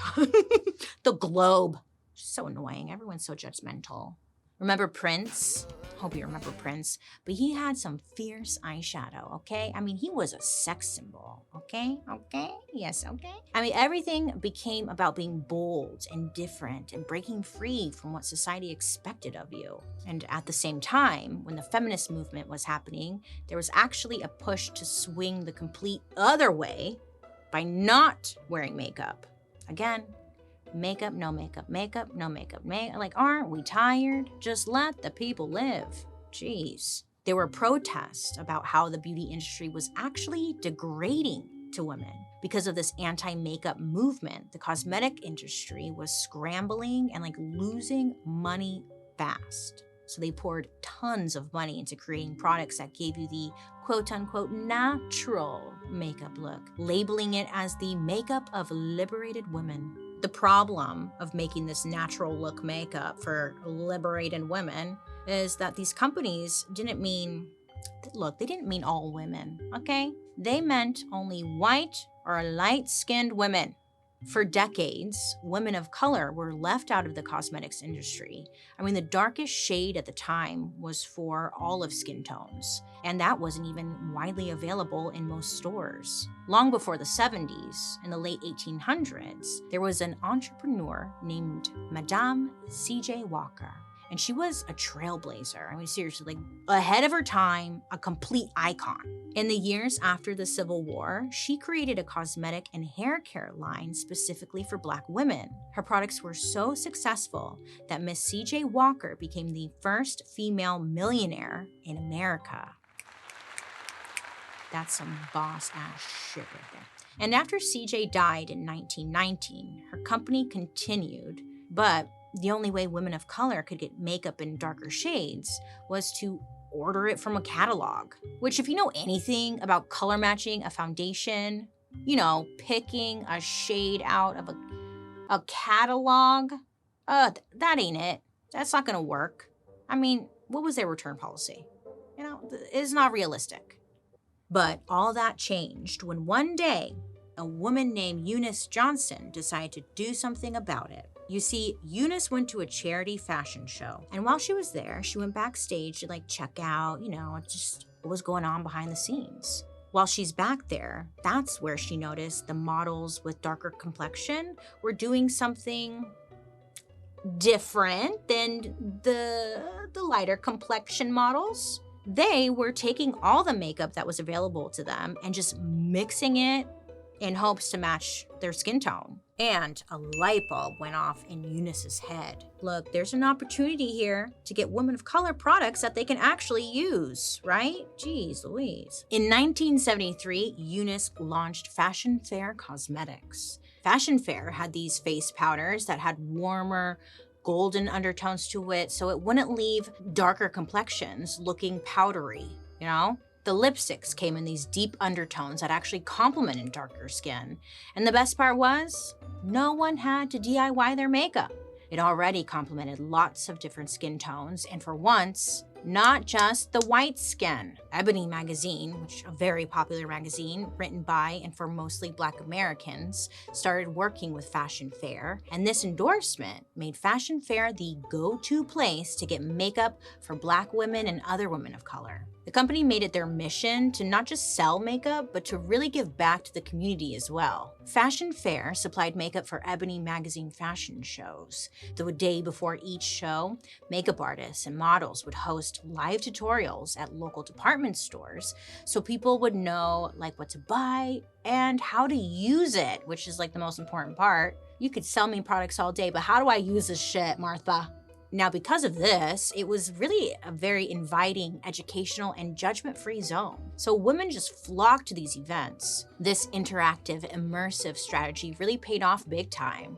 And according to Vogue, by the late 1980s, Fashion Fair products were being carried in over 1,500 department stores across America. And their sales were going through the roof. And not only that, but over 50 years, Fashion Fair was able to donate more than $60 million to African American charities and college scholarships. Today's a different story. The makeup industry is worth over $100 billion worldwide, okay? Now, I think that really says something about how much makeup means to us. We've come a long way from vermilion and lead, right? Now we got fragrance and other crap that's killing us. Love that. America. Hey, do you remember 2008? No? Okay. There was a horrible recession. Yeah, it sucked. It was kind of like our own little mini Great Depression. The cosmetic industry, once again, though, in 2008, they thrived. And we have to think, why? If times are tough and budgets are getting tighter, why do we always keep going back to makeup? Well, of course, I came with an answer. Don't be silly. It's because we want to trick men into marrying us. Hello, hi. I mean, we are nothing without our male counterpart. Who are we? Just women. We're so dumb. Or maybe it's because we just feel like getting dolled up and I don't know. I don't know, you guys. Don't come for me for answers. Even though I told you I had one. You're welcome. So if I'm being serious, okay, I personally think it's actually really simple. For those of us who like to wear makeup, it has a noticeable effect on our moods. Have you noticed? When you put on the look, you feel good. You carry yourself a little bit differently. I mean, makeup gives some of us a little more confidence in our lives. I mean, it's there for us. Shitty boyfriend? Well, guess who's there for you? Lipstick. Awful kids? Well, guess what? Fuck them. Lipstick. No car? Lipstick. Just ride that to work. Plus, now there's a lot more inclusivity in makeup lines than ever before. I mean, even compared to just 15 years ago. But it's safe to say there's still a lot of work to do. According to consulting firm McKinsey, Black brands make up only 2.5% of revenue in the beauty industry today. But in our lives today, when it comes to applying the makeup itself, thankfully, there are so many more resources to figure out how to use it. I mean, I remember buying my very first eyeshadow palette from Rite Aid and just really hoping for the best with that little sponge. I was I don't know, that looks good. And then put eyeliner, black eyeliner down here for some reason. Not sure, but I owned it. But now there are hundreds of thousands of tutorials available to you. I mean, seriously, we got 12-year-olds out here teaching people how to cut creases and do some fluffy soap brows. And I'm wow, I'm learning so much from you, kid. Love it. I mean, I guess those 14th century alchemists were indeed correct when they said makeup was magic. I mean, it brings us together. It really does. It makes us feel good. It helps balance the chaos of our daily lives. Does it? I think it does. Blush balances the chaos, I say. Honestly, for me, makeup is kind of like therapy, which actually makes sense because the amount of money I spend on makeup keeps me in therapy. For me, what got me really into makeup was when I realized that it was very similar to painting. You see, in college, I was in a bunch of art classes and I loved oil painting and I would learn about underpainting. And then once I realized that the same techniques were used in makeup, it was the stars all aligned and everything made sense to me. I was oh my God, I love this. Oh, it's so fun. You can change or enhance or cover up or look natural or wear nothing at all. Take care of your skin with skincare treatments. I mean, I don't know what it is, but it's therapeutic. It's fun. And honestly, you guys, it's just makeup. It washes off. So it's play a little bit. When do you ever get to play?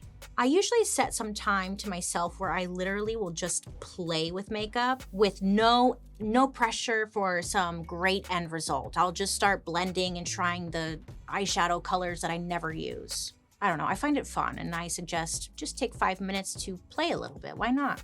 Okay, not 5. I think you need about 15, maybe 30. Highly recommend. Playing with makeup, I mean, I guess it really is magic. You can create whatever it is you envision. Just like art. Bitch. I'm writing a book. Okay, that was deep. I'm proud to be an American where I live smart and free. I don't know the words. Hers and mine and the makeup and the economy goes to shed. We love lipstick, don't we? Okay, I'll stop. Well, everyone, what did we learn today? Oh, really? That's what you learned? Wow. Well, I learned that even when the economy goes to shit, for some reason, we still have just enough money set aside for a new lipstick.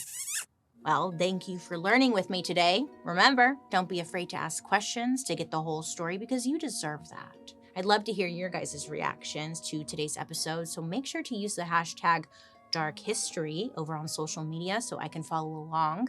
Also, join me over on my YouTube where you can watch these episodes on Thursday after the podcast airs. And while you're there, you can also catch my murder, mystery, and makeup. Ain't that funny? I hope you have a good rest of your day. You make good choices. And I'll be talking to you next week. Goodbye.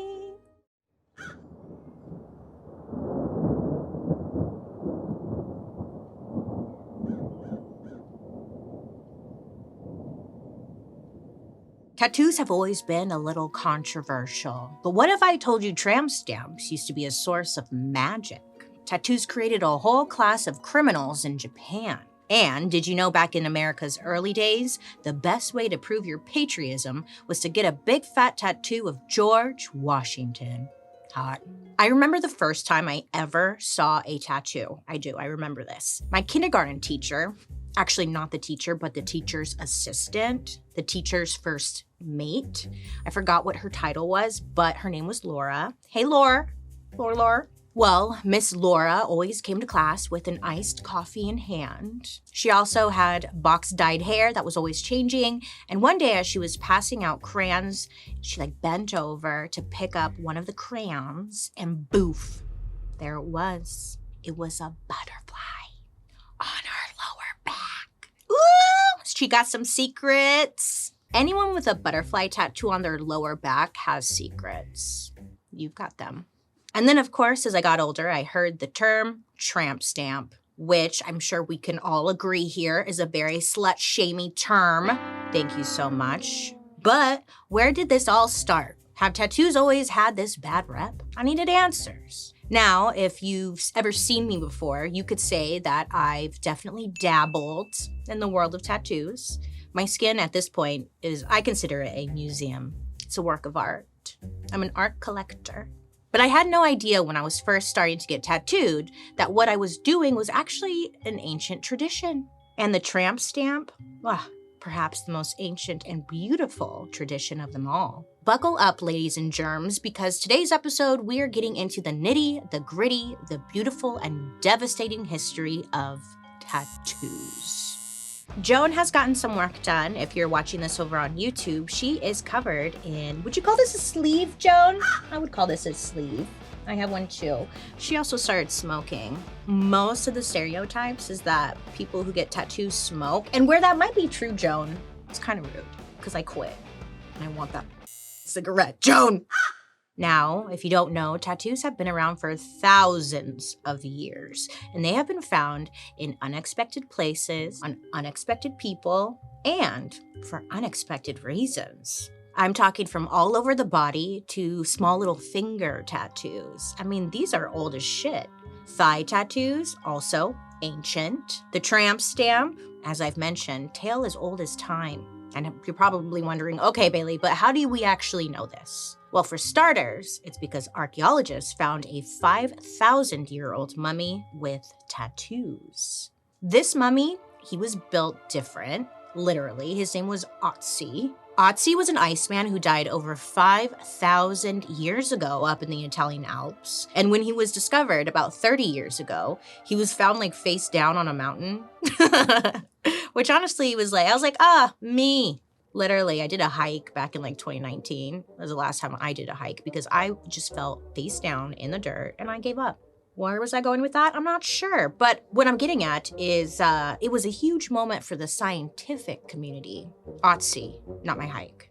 So Otzi's body was accidentally mummified. In other words, it was preserved almost perfectly by the snow and ice that covered him quickly after he died. Now, because of this, we know a lot about him. Maybe a little too much, but I kind of love it. We also know that he was left-handed, had cavities, and was 46 when he died, and had 61 tattoos. This little detail in particular blew archaeologists away, because before the Otzi was found, they had never found evidence of any tattoos in this time period when Otzi was alive. Now, there was something unusual about Otzi's tattoos. The scientists, they reasoned that what they were actually seeing was ancient medicine. Otzi had these tattoos on his body, specifically in places where he had wear and tear on his joints and bones. And this led scientists to the conclusion that Otzi was using his tattoos for healing purposes. Basically, he would cut into the area that was bothering him and rub the charcoal into the wound, creating a tattoo. This was a practice that was believed to help heal. I mean, they had to get creative, right? I wonder if it worked, actually. Obviously.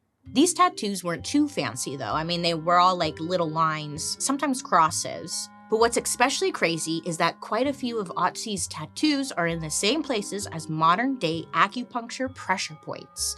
So, you know, when you go get acupuncture and they put all those needles in you and they put them in certain spots. So maybe, you know, they did this to give Otzi some relief with the charcoal in the wound. That's what, yeah, it sounds about right. For me personally, I am just like Otzi. Look, I also use tattoos for healing. Usually after a breakup or something major in my life happens, I tend to get a new tattoo. I don't know why, but I get it, Otzi. I'm there with you. I consider it like, kind of like reclaiming my body. You know what I mean? Starting a new chapter. It's just therapeutic. And people thousands of years ago apparently believed that too. Yeah, it wasn't just Otzi either.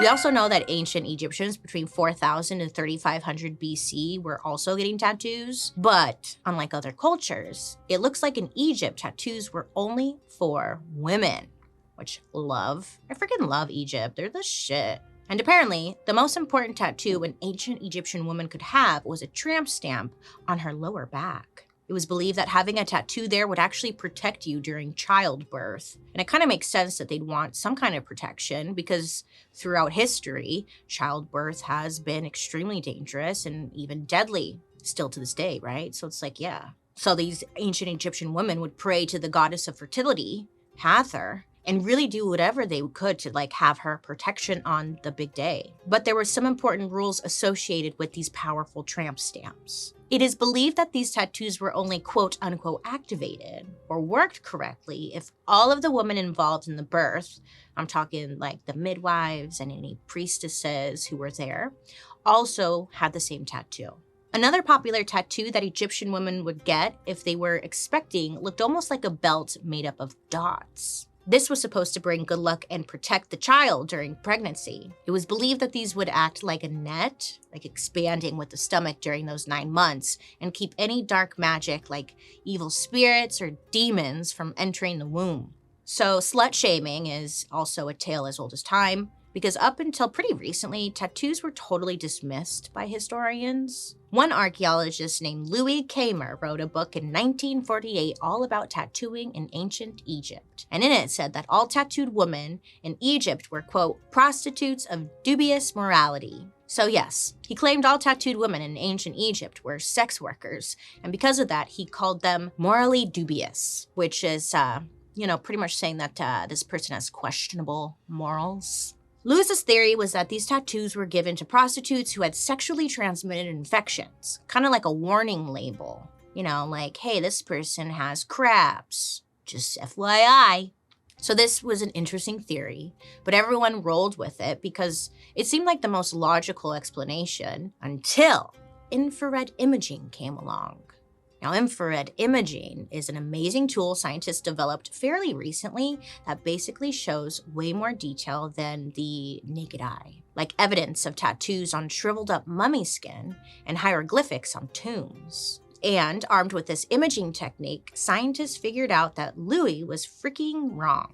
Tattoos weren't for prostitutes with STIs at all. In fact, tons of high-ranking women in ancient times had tattoos, especially in ancient Egypt. Many of the tattooed female mummies that early archaeologists found were buried at Deir el-Bahari, which was an area specifically for royal and elite burials. Amunet, a mummified high priestess who was discovered in 1891, was given a very prestigious burial and had tattoos, which blows old Louis' theory out of the water. The funny thing is, when they first discovered Amunet's body, those dusty old archaeologists wrote her off as, quote, probably a royal concubine because of her tattoos. They honestly probably gave her that name because they couldn't believe that like a woman could have so much power and whatnot. Damn it. Historians have also found there is an important connection between sexuality and the tattoos they found on Egyptian women. Many of their tombs have included ceramic figurines with matching tattoos and belts made of cowrie shells, which are a huge symbol of femininity in ancient Egypt. Scholars think it's likely that these figurines were included in the tombs in order for the mummified woman to continue her sex life in the afterlife. And yeah, just because you're dead doesn't mean you can't old men in the and suck their and in their mouth and then I don't know. And just like today, Egyptian women had their own tattoo trends. It was common for musicians and dancers to get tattoos of the goddess Bes on their thighs and chest, since she was the protector of women, homes, and children. As far as tattoo methods go, the Egyptians did something pretty similar to the modern-day stick and poke. They used a wooden handle with 7 sharp needles on the end. They would punch these needles into the skin to create the pattern and rub the ink over the skin at the end so it could absorb into those holes in whatever shape you chose. To help heal the tattoo, the ancient Egyptian women would rub human breast milk over their new tattoo, which actually kind of makes a lot of sense. Have you ever put like milk over a sunburn? It helps like your sunburn heal a lot faster. And when you put it over a tattoo, I'm gonna try this. Anybody have some breast milk I can borrow? Or just have, actually. Let me know. From start to finish, it seems like the whole tattoo process in ancient Egypt pretty much revolved around childbirth, which is pretty dang cool because it takes on a whole different meaning in other parts of the world. I mean, especially in ancient Japan. Now, I have to say I'm very excited to talk about this because one time I went to Japan, this was years ago, and I fell in love. Japan is so cool. The culture in Tokyo, because I went to Tokyo. So, I mean, it's next level. The energy, the people, the food, it was so clean there. Wow. I loved it. It was amazing. I want to go back. I was only there for like 3 days. Not enough time. Would not recommend. And there's something else they've been doing right for thousands of years. Tattoos. And their contribution to the history of tattooing is very controversial. It all starts during a time called the Jomon period, from around 10,000 BC to 300 BC. Archaeologists found similar clay figurines dating back to this period in Japan, and they were pretty similar to the ones I just mentioned in Egypt. They had intricate decorations on them, which turned out to be tattoos. The Japanese have a beautiful word for tattoos. They called them iritsumi, and these Japanese iritsumi have been associated with so many different meanings over the years. Some men would get tattoos for protection, especially against like large fish, the big players in charge. As time goes by, Japanese tattoos become more about a sign of your rank in society, like what tribe you're from and how important you are. But then in 1600 AD, in Japan's Edo period, something happens that changes the course of tattoo history forever. At this time, a powerful military government ran the country from a town known as Edo, which is now Tokyo. This was a pretty iconic time in Japan. I mean, the arts were flourishing, fashion was colorful, the economy was booming, and people started to flock to cities. The population of Edo grew to over 1 million people, which made it one of the biggest cities in the world at that time. Before the Edo period, a common punishment for crimes was amputation of the nose, fingers, and ears. But in 1720, tattooing replaced amputation as a form of punishment. Crimes like stealing and fraud would be punished with a specific tattoo, like a black ring around your arm, or even the name of the crime would be put on your frickin' forehead. And this was so the other people would know what you did. It's a sign you literally cannot take off. Branded for life, that fucking sucks. Sometimes there was a 3-strike policy. Each crime was punished by a single mark, and by the 3rd mark, you were out. Yeah, it was like the death penalty. Yeah. Good luck. This was an easy way of identifying repeat offenders before fingerprinting and all the technology we have now, but instead it actually created a worse problem. People who were committing crimes had this permanent tattoo on them, kind of like a scarlet letter stamped on their freaking face, right? And even if they saw the light and they regretted what they did, it didn't matter. The tattoo meant that people treated you differently for as long as you lived. Imagine you have a tattoo on your forehead that said, like, I stole a pair of earrings from Claire's in 2005. You know, like, bangs can only cover so much. Shit. Plus, that's gotta hurt. How would it look as it wrinkles? So over time, these people feel like outcasts, obviously, and are pushed out from society. They decide if they're always going to be seen as criminals, they might as well be a criminal. I mean, what other choice do you really have? The tattoos ultimately created a new class of citizens who were literally referred to as the untouchables. Like, people wouldn't touch them with a 10-foot pole. This class only got bigger because people continued to commit crimes, and over time, people started making homes and raising their families right there in these tattooed communities. So this, quote, criminal class of people decided to lean in and started getting more and more tattoos. Over time, they would get so many tattoos that their entire bodies were covered, and some did it to just hide their criminal tattoos, and others did it as a way to reclaim the power that the punishment tattoo took away. Rather than looking at their criminal tattoo as shameful, their full body art became a point of power and pride. The Japanese used a similar hand poke method like in Egypt, but it was called tabori, which translates to hand carve, which sounds very painful. But there's a long stick with a group of needles on the end, which are dipped into ink and then jabbed into the skin in a flicking motion. But because these tattoos were so intricate and colorful, they could take months to finish. And not only that, they were actually pretty toxic. Yeah.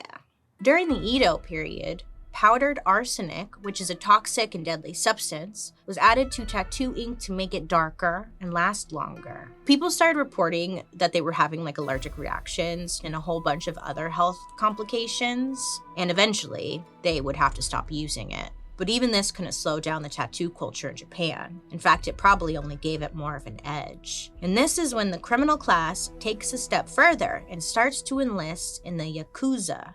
The Yakuza are known around the world as very powerful, very influential, organized crime groups in Japan. I'm talking everything from murders in broad daylight to political corruption to white-collar crime. I mean, they go all the way back to the Edo period. They also are known for helping the community in times of crisis. For example, after a huge earthquake in 1995, they were one of the first groups at the disaster site giving help to those who need it.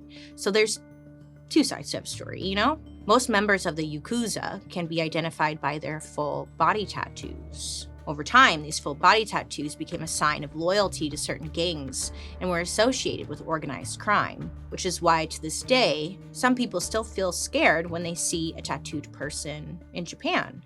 In the 1870s, tattoos were actually banned for a period of time, but we all know, like when you ban something, it just makes it more fun and you want to do it. So tattoos, as they always do, made a comeback, but they still had a bad rep over there.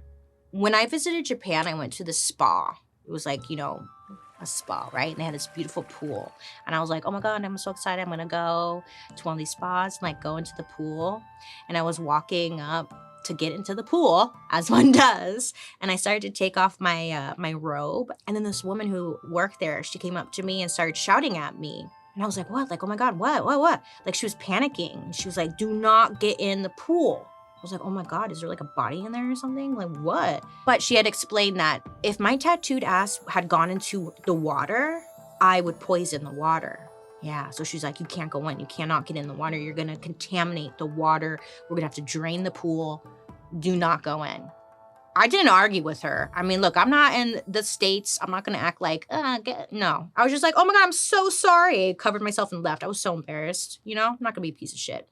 But I found that very interesting. And naturally, when I was in Japan, I was like, what the fuck was that about?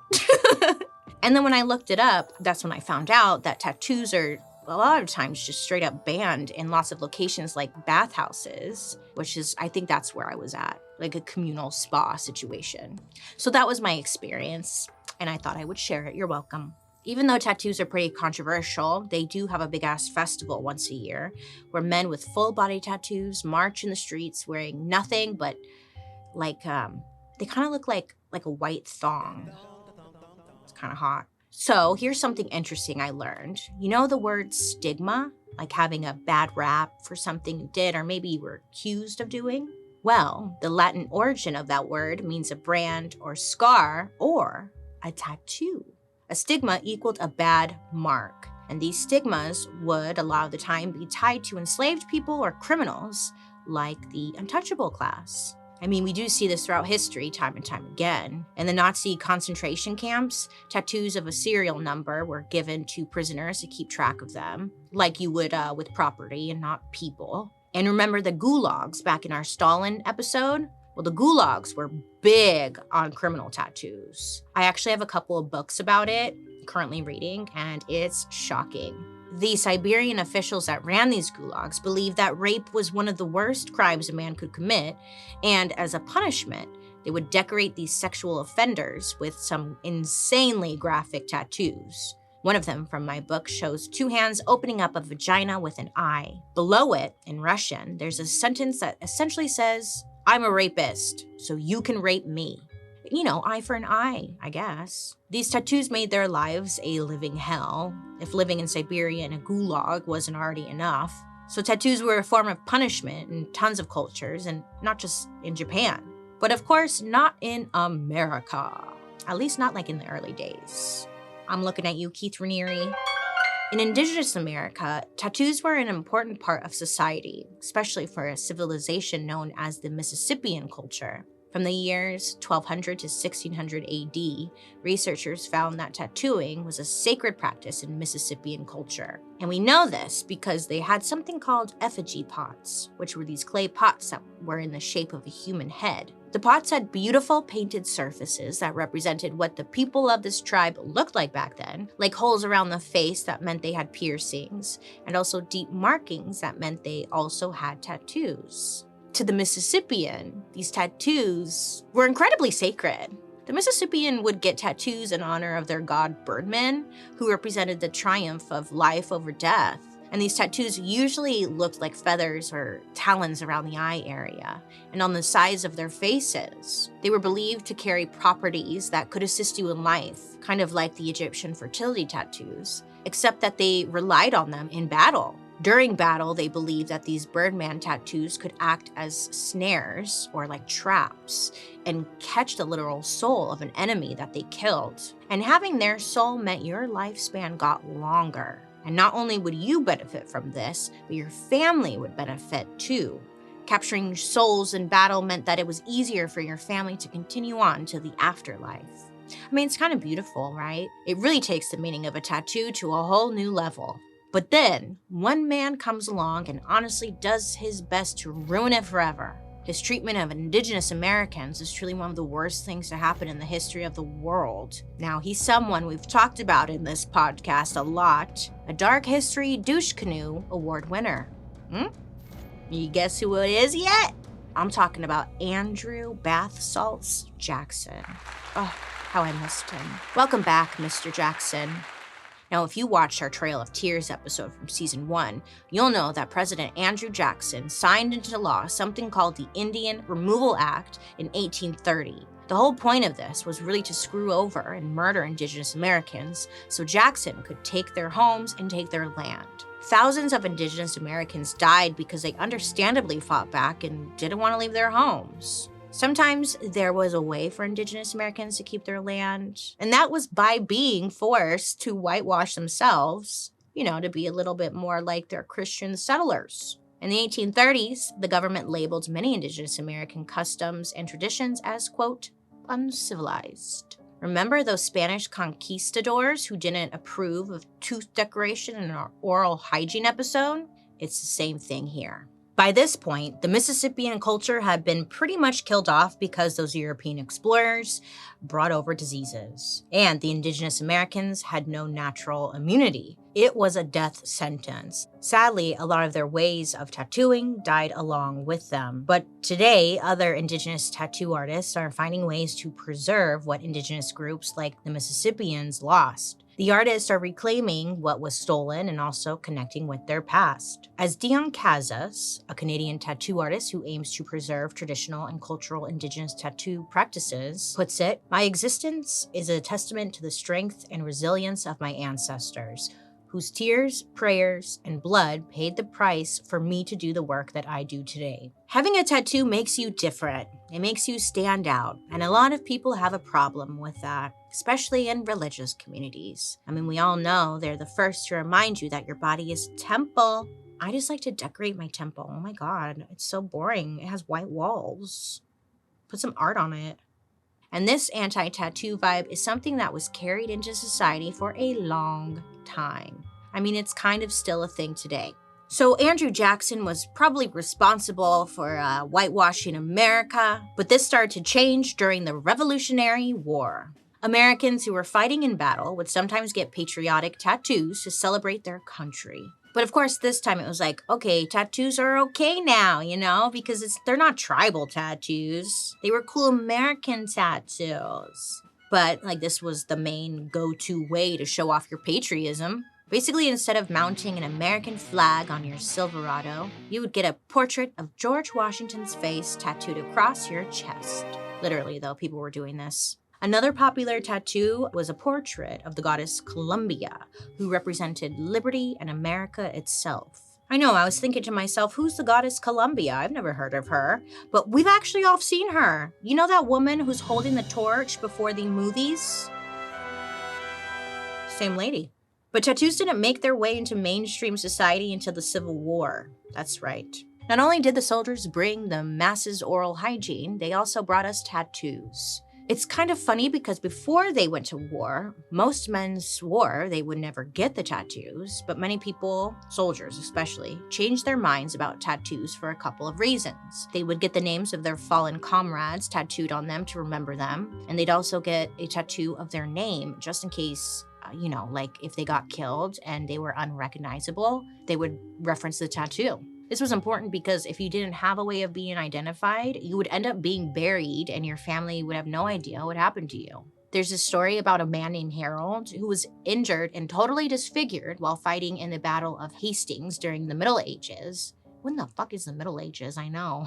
But he was just unrecognizable. When they brought him back to be identified by his partner, her name was Edith, the only way they were able to ID him was by a tattoo he got on his chest that said Edith and England. Aww, it was so sad and so sweet and so sad. So next time you're sleeping with a guy and he takes off his shirt and it says Stanford 1988.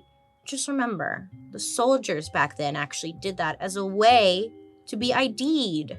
And that's special because I used to think that was so douchey. But then once I found this out, I was like, oh, that makes sense. I mean, obviously they're not doing it now for to be ID'd, but you never know. Anyways, the way they tattooed Civil War soldiers was described as excruciating. I guess they'd start by mixing up ink and wet gunpowder. Honestly, that's badass, right? That's America in a nutshell. And then the tattoo artist would take 6 to 8 needles and then prick the person's skin with the ink and just jab for a few hours. I mean, that's pretty basic. If you've gotten a tattoo, this shit gets swollen and inflamed for a few days. Then afterwards, they'd sanitize it with anything from water to urine, I mean, if it's good for a jellyfish sting, it has to be good for a tattoo. They'd even use rum or brandy if they had it laying around. I mean, if it works, cool. If not, you could always drink it. Pretty soon, every military base had their version of tattoo artists with needles and ink just ready to go. It was seen as a way to unify the men. And these tattoos really became the blueprint for classic tattoos you even see today. I'm talking the classic waving flags, shields, anchors, the naked ladies, maybe a musket or two. The classics. Even though Egyptian women had been tattooing themselves for hundreds of years before America existed, a woman with a tattoo was still very taboo in America. I mean, if American society wasn't letting us vote or wear pants until well into the late 1900s, they definitely weren't letting us get into the tattoo game, you know? That is, until one woman said, screw that, and her name was Maud Wagner. Maud was born in 1877 in the middle of Kansas. By the time she was in her 20s, she was working in the world of traveling circuses as a contortionist and trapeze artist. Now, in her early years in the circus, she didn't actually have any tattoos. While she was on tour, they made a stop at the St. Louis World Fair. She went there, and right away she had gotten asked out by a famous tattoo artist named Gus Wagner, who must have found her attractive. Maud agreed to go on a date with him, but in exchange, only if he gave her a lesson in tattooing. Gus agreed, and just a few months later, the two of them ended up getting married. And also during this time, Maud found that she was actually really good at tattooing. After their whirlwind romance, Maud eventually becomes covered in tattoos. I mean, whole thing, full sleeves, complete all of her body. And she ends up with so many that she becomes famous for them, as well as becoming a world-renowned artist herself.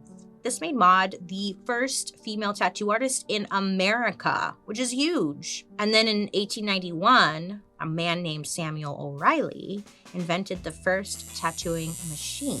Now, this made getting a tattoo so much easier than by hand, and also made tattoos a lot more popular. The machine had an ink reservoir in the electric tattoo pin, which tattooed the skin almost 25 times faster per second.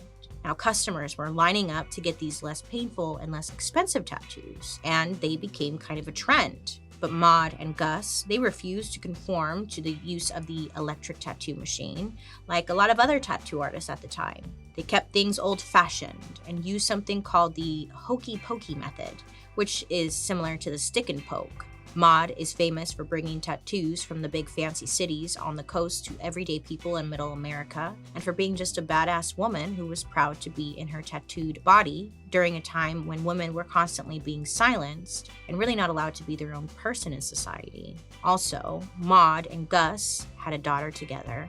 Her name was Lavetta, and even more iconic, they taught her how to tattoo at the age of 7. Imagine getting a tattoo by a 7-year-old. Sign me up. Lavetta went on to become a tattoo artist just like her parents, but, very fun fact, she herself never got any tattoos. She became one of the only tattoo artists of her time to never be tattooed herself. Legend has it, Maud refused to let Gus tattoo Lavetta for whatever reason. Some tattoo artists have rules where they won't tattoo loved ones. I don't know, I've encountered that before. Just throwing that in there, maybe that's the case, I don't know. So Lavetta decided if her father couldn't tattoo her, then no one could, you know? Well, I'm sure her dad decided that too, because that's also another rule in the tattoo world. There's a lot of rules in the tattoo world. You don't want to tattoo your own family or someone that you love, like a partner or something, because they see it as you putting your partner through physical pain. So they'll have another well-respected artist do it. And a lot of the times if their parents are tattoo artists, they won't let anyone else tattoo their child. It's so weird. And it's just the rules. Anyways, I mean, maybe he doesn't want shitty tattoos on his kid. Facts. Look, tattoos have evolved over time. The machines have gotten better, right? There's even ones that are battery operated, which is wild, but it's a lot easier to get tattooed now. Nowadays, there's this thing called microneedle tattoos. Have you heard of this? It's almost like one of those temporary tattoos you get from a quarter machine, but it comes in the form of a little patch. It's called microneedle because the side of the sticker that adheres to your skin has a bunch of itty bitty, teeny tiny needles coated with ink. You push it in, and it gives you a tattoo, and there's no bleeding. I don't know. The people who invented it made it for people who are scared of sitting through a long-ass, painful tattoo. It's also for people who need medical tattoos that show you have, for example, diabetes or epilepsy, so you don't have to wear those medical bracelets all the time, which is cool, great. Even though tattooing has totally evolved, people still crave the old poke and stick method. It's making a comeback. I mean, it's been consistent. I wanted to do it, but I chickened out. I mean, stick and poke takes a really long time, takes total precision. I mean, it's a beautiful art to be heavily respected, let me tell you. Some cultures believed tattoos were sacred. Some thought that they were signs of a criminal, and others saw them as signs that you were indeed a proud American. But at the end of the day, getting a tattoo should be a personal choice, right? And when it comes to what we put on our bodies, choose wisely, because tattoos never go away, honey, okay? And if you're gonna be dumb and get a tattoo, you can't be stupid. Plan ahead, find a good artist. It's worth the money because it's on you until you die, and make sure to take care of it afterwards. You got it? Don't get garage tattoos. Don't let a friend practice on you. You can't be stupid if you're gonna be dumb. Thank you for coming to my TED Talk. If any of you have fun, interesting tattoos and you want to show me or tell me about it, let me know down in the comment section, or tag your favorite artist, because I'm looking to get the back of my thigh done. Well, everyone, thank you for learning with me today. Remember, don't be afraid to ask questions to get the whole story, because you deserve that. I'd love to hear your guys' reactions, so make sure to use the hashtag Dark History over on social media so I can follow along. And join me over on my YouTube, where you can actually watch these episodes on Thursday after the podcast airs. And while you're there, you can also catch my murder mystery and makeup. I hope you have a great rest of your day, you make good choices, and I'll be talking to you next week. Goodbye.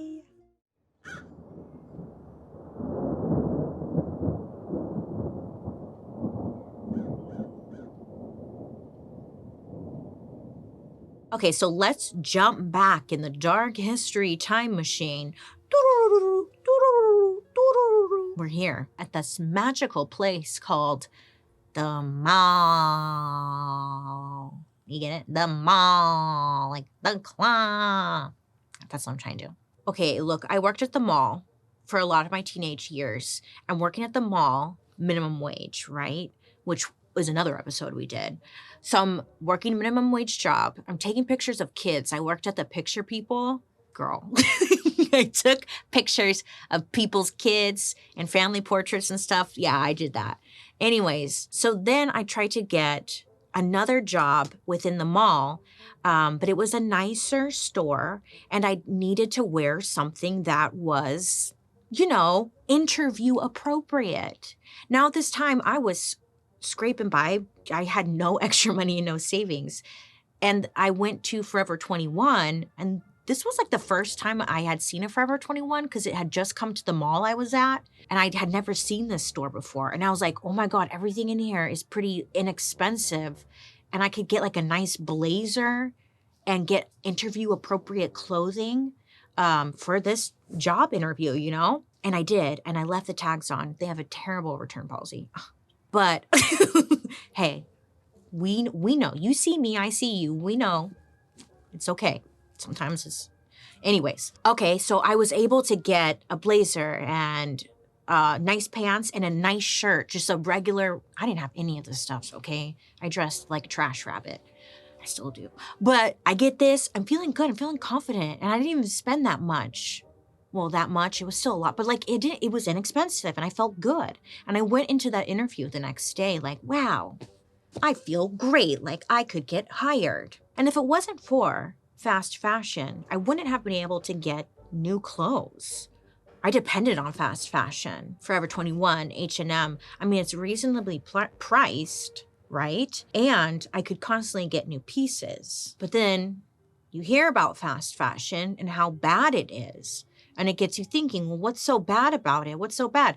It's turning into garbage. That's what you always hear. But I wanted to know more, right? So got to digging, doing some Googling out there, trying to learn, okay, Bailey, you need to get fully educated on fast fashion. And here's what I learned. I'm going to tell you all about it. Now, if you don't know, fast fashion is defined as the practice of companies that mass produce and sell extremely inexpensive, on-trend clothing. The whole goal is for styles to go from the runways to the rack as fast as possible. So I'm talking about stores like Zara, Forever 21, H&M, and even online retailers like Revolve, Nasty Gal, and Shein. Yeah, it's Shein. We all thought it was Shein. Wait, Shane. I don't know. I just didn't know it was Shein. And that's what I learned today. Honestly, the list goes on and on and on. And yeah.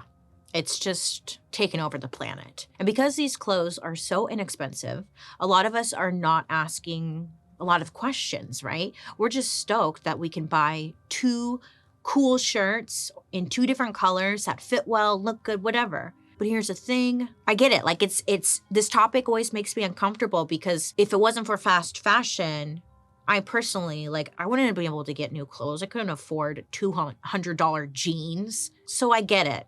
Like, fast fashion is really, a lot of the times, the only option for a lot of us. And, like, I don't want to, like, make anyone feel bad about that, if that makes sense. Anyways, but at the end of the day, fast fashion sees this as an opportunity to exploit that situation. And that's kind of the whole problem with this industry.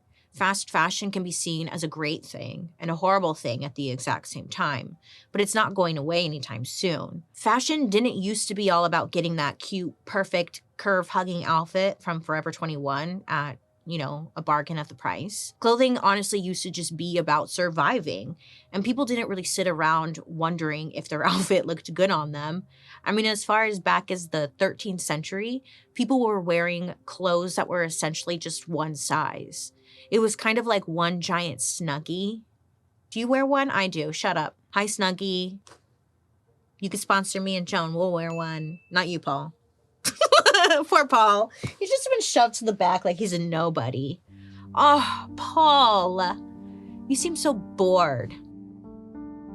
Anyways, I'll get you a shirt. Snuggies, amazing. Oh, so back, though, in the olden times that I was talking about, there was no such thing as polyester because back then, the clothing was made just for survival. It was made of durable fabrics like wool that would keep you warm and last a lifetime. And you buy it once and you have this item until you die, no matter how it fits. So if it looked ugly on you, you were gonna look, I'm sorry, but it was gonna look ugly on you till the day you die. And it wasn't until the Renaissance period in 16th century Europe that clothes weren't just about survival anymore. It was about fashion. I don't know why I'm doing that. Because my hand, it just looked inappropriate. I mean, those Renaissance people, they really went for it. They aimed high, especially when it came to accessories. I'm talking those long gloves, puffy collars, ooh, big hats. That's a big hat. It's funny. If you know where that's from, you can come over. No, you can't. Because someone will actually do that. Just kidding. This is when the concept of ready-to-wear clothing was starting to show up, meaning you can go and grab a dress at the store and not have to wait for it to be custom made. But this wasn't as common for the everyday person. This kind of mass-produced fashion doesn't really start to pick up speed until the Industrial Revolution. This is the Industrial Revolution musical with me. In America, the Industrial Revolution was changed. Everything changed for factory production. And scene. Thank you. The Industrial Revolution. Hey guys, history can be really fun. Don't get confused when I say Industrial Revolution. Just know this, in America, it changed everything for factory production. So we had factories here in America. I know, wild. Where are they? We don't know. They all disappeared. We'll save that for another episode. But this is when making clothes pretty much only depended on people and not machines. So if you wanted to dress, a merchant from a store would get in their carriage and drop off fabric to a tailor's workshop or a factory. And then a bunch of the workers would get to putting together that dress, sewing it, making sure it was just right, really having a Cinderella moment, okay? And even though the products were good quality, it all depended on how fast a few people could work. Also, the skill of the worker was really hit or miss. Like some people were born for it and others were not, you know? But that's just the way it was and it worked. When the Industrial Revolution came in, machines started to happen and they could now do a lot of the work. So it made manufacturing clothes quicker and it lowered the cost of the clothes that they were actually making. A pack of 3 white button-down shirts during this time cost about $2.50, which in today's money would be around $60. So people wanted to buy more, which especially for American companies, that equaled profit. They're like, oh, people want more? I'll give you more. I will give you more. America loves to give more. Once clothing production picked up, it honestly never really stopped, especially when department stores came onto the scene in the late 19th and early 20th century. I know you're like, what does that mean? Like the 18 and 1900s. I learned. I'm fucking learning, bitch. Season 2, I've learned so much. Now, department stores. So you know a department store, it's the big store that essentially is the long entrance to the mall. It's like the original escape room. You go into like the Macy's or whatever, and you're like, I'm just gonna run through here really quick so I can get to the mall. And then you always wanna go to the bathroom, and you're like, where's the bathroom? And then they're like, it's up to the left, and then you're gonna turn right by the plates, and then you gotta walk through the perfume section without getting attacked. And then somehow you end up with buying something you don't want. The escalator's always broken. That is a department store in general. Yeah, that's a department store. We've all had that experience. I always end up buying a dish towel I never wanted, but I always end up getting one. Anyways, department stores were popping off in America. For many decades, everyone pretty much only shopped at department stores. I mean, this was the place with everything. So they would have your clothes, shoes, makeup, accessories, house stuff, you know, anything you want, you name it, it had it. And people loved it. And then the 60s happened. And it was a decade that was all about nonconformity. Like, you can't tell me what to wear, man. Burn your bras, bro. Because guys are wearing bras, I'm sure. Free the titty! Yeah, there was a ton of social movements that changed the way people got to express themselves. I mean, before this cultural revolution, kids and teenagers literally had to dress like their parents, which wasn't a bad thing. It was just, you know, people were bored. And with things like the women's liberation movement on the rise, everyday fashion became more and more about self-expression. And an outfit could now be considered a piece of art, really. It was a window into who you were. And the hippies of the counterculture movement wanted to be seen as unique. And we loved that. Not everybody, obviously, but you know, yay. Ironically, clothing companies start to catch on to this, and they start catering to more and more fads. Now, just like today, these fads probably started with one original person rocking, I don't know, like big platform boots. A couple of people copy them, and pretty soon everyone in the big city is trying to find their own big Patrick Star platform boots so they could rock their look. But now that clothing companies were working faster and faster with the help of machines, they could pop out a whole line of platform boots in a matter of weeks, giving it to the people faster. It's what you want here, boots. This would go on to become known in the fashion industry as a micro trend. Oh yeah, everything has a name.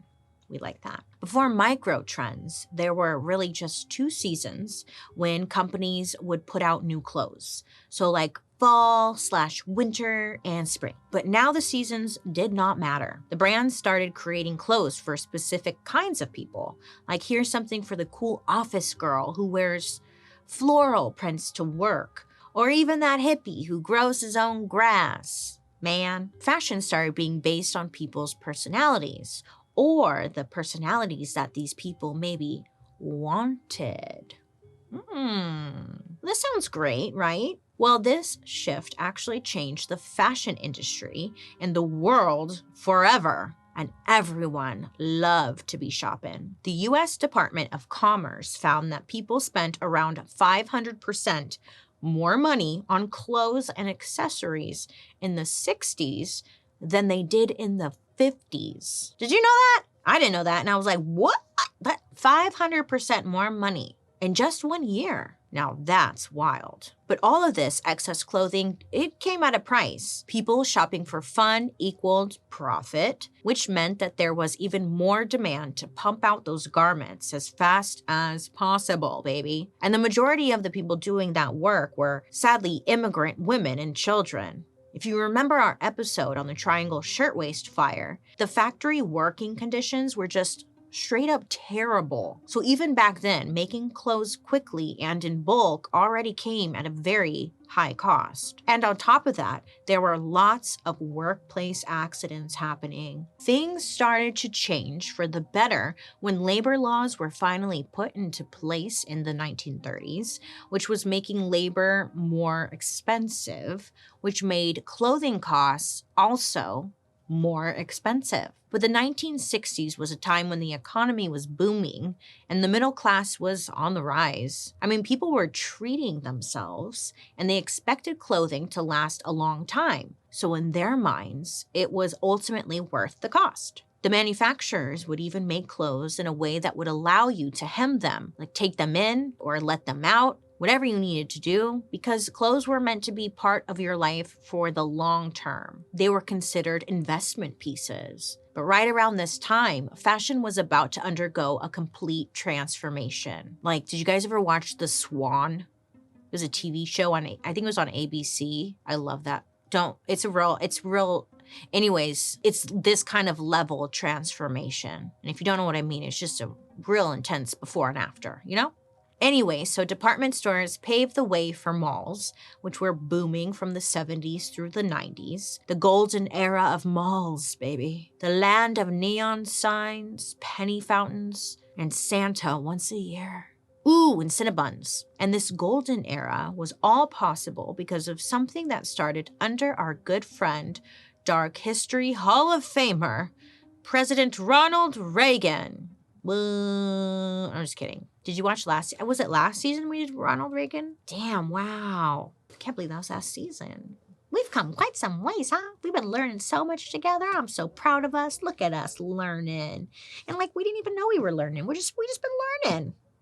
Anyways, yes, Ronald Reagan. Can't quit you. Anyway, one of the big things that happened because of Reagan's presidency was something called NAFTA. It stood for the North American Free Trade Agreement. And what this essentially did was turn Mexico, the United States, and Canada into one giant department store. Now, things like clothing and other stuff these countries were trading could be bought and sold easily over their borders. With NAFTA, America could move their factories to, say, like Canada and save a lot of money.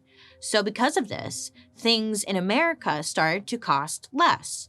And when this happened, America realized, hey, we don't have to pay as much to make clothes anymore. And from this moment in the 90s, we never looked back. The company saved money and the consumer got their product for less. I mean, it seemed like a win-win for everyone. And then this kicked the damn door wide open for something called globalization.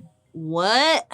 I know. The fashion world saw how profitable that NAFTA thing was and was like, well, shit, like, we should do that too. That's a good idea. And so a bunch of countries opened their borders and became open for business. They're like, hey, clothing factories, come over here. Clothing factories move from America and Europe, and they go to places like China, India, and Pakistan. And everyone did their part. For example, fabric would be woven in one country, dyes in another, and then the finishing touches like embroidery, zippers, or buttons would be done in another. Teamwork! Yay, you know? So you might be thinking low prices. Hell yeah. Well, you can't really you can get jazzed about it, but not too much, because this is when fast fashion changes the way clothes are forever and really changes the way we buy our clothes too. Now, everything was all about cheap and fast. Ew, stop being a pervert. I wasn't saying anything like that. I was talking about a Costco hot dog. But this is the turning point when some major companies really see their opportunity to expand their brand. Like Zara, for example. Zara? Yeah, girl, she's been around. She's been around since 1963. I know, a lot of people think it's newer, but it's not. Zara, H&M, Topshop, Primark. It's like so big in Europe. So big. So all of these companies have technically been on the map for over 50 years, which is crazy because all of the brands I just mentioned are actually considered fast fashion. What? Yeah. Yeah. They grew to be the giants they are today by cutting some major corners. So, up until the 60s, 95% of clothing was still made in America, actually in New York City specifically. And plenty of clothes were still made out of natural fibers like wool and cotton, which made for nicer feeling and longer lasting clothes. But the downside was they were a little bit more expensive. So after the 90s, these up and coming brands decide to pivot to more and more synthetic fibers like rayon and viscose to help keep the cost cheaper. These fibers weren't built to last like wool or cotton was, but that's a future you problem. You'll deal with it when it happens. And another downside, these fibers are so full of chemicals. If you go to a thrift store nowadays, the racks are filled with stuff from fast fashion stores, and it seems like they're always coming apart or they're so see-through, and they never look like they're in good shape. Yeah, that's because they're made like that to just fall apart.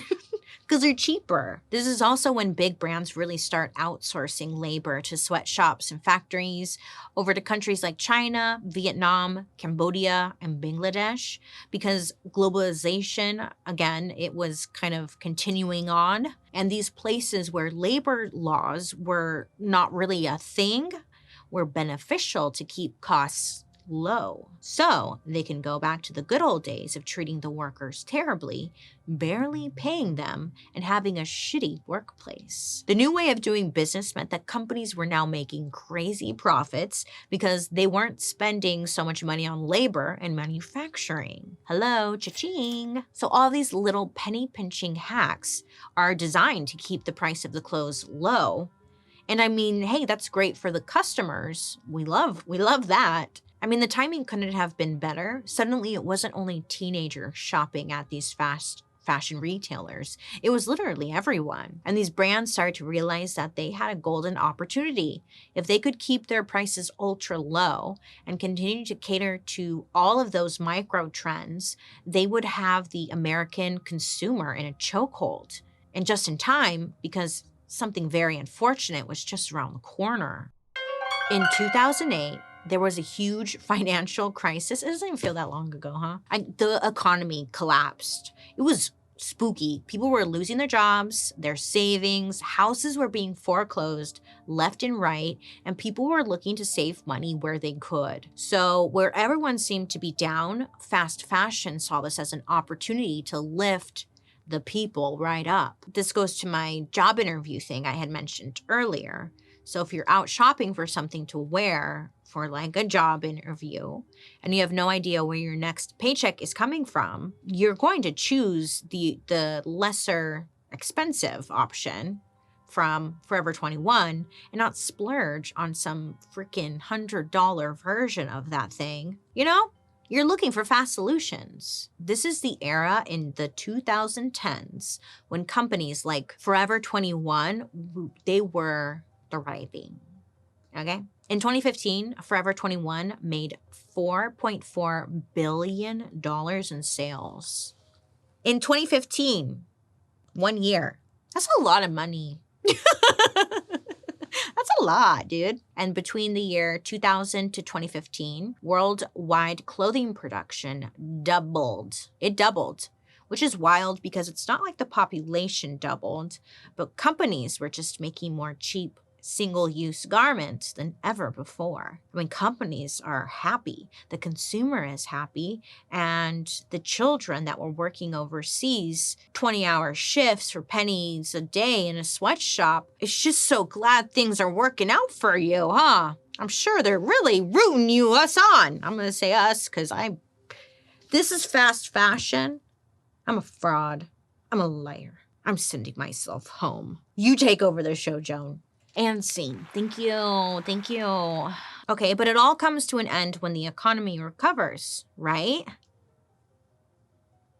No, of course not. Because we keep buying fast fashion. Well, look, if you get used to paying $20 for a new blazer or $15 for a brand new t-shirt, Who in the hell is going to go back to paying $30, $40, or over $50 for an article of clothing that you can get somewhere probably a little cheaper, you know? Plus, with the fast fashion prices, buying new clothes didn't have to be such a serious investment anymore. It could be more fun and impulsive, which isn't good, but it's, what we were doing. And this era is where clothing really shifts from quality to now quantity. 2 Q words. What are the odds of that, huh? And they both are spelled Q-U-A.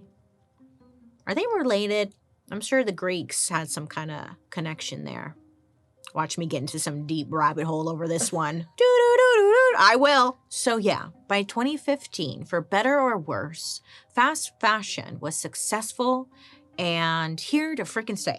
And it's kind of insane how it rewired the way our brains think about clothing. There's this writer from The Atlantic. Her name is Rachel Monroe. She said it perfectly. She said, quote, "It's hard to overstate how much and how quickly fast fashion altered our relationship with clothing, conditioning us to believe that our clothes should be cheap, abundant, and new," end quote. Facts. I mean, it's been reported that Americans buy a new piece of clothing every 5 days. What that says to a lot of people is that we think of our clothes as disposable, where they weren't before. For every 5 new t-shirts made a year, 3 are tossed in the trash. So in 2016, that's when social media started to really take off. Obviously, it had existed before that, but this is a time of the year everyone got on Instagram and the influencer culture really started to take off. I mean, shopping online, again, existed, but social media gave it a huge boost. And once again, fast fashion read the room and was like, hey, we're on this social media train too. And they saw this as their opportunity to further cut corners. Now, companies didn't really need much marketing. They just needed a legit Instagram so people would visit their online shop. And this was a whole new world. An era of fast fashion begins. And yes, the technical term is ultra fast fashion. It sounds like a bad sequel. Yes, a whole new world. An era of fast fashion begins. And yes, the technical term is ultra fast fashion. It's like the big gulp of fast fashion. I love a big gulp. So these are brands like Shein, Boohoo, Pretty Little Thing, ASOS, that's where this is from. I'm so sorry, planet, world, everyone. Don't vote for me for president. You get it. Now, it seems pretty normal to us now, especially after the pandemic where everything started to be online, but these companies completely changed the game because of their business model.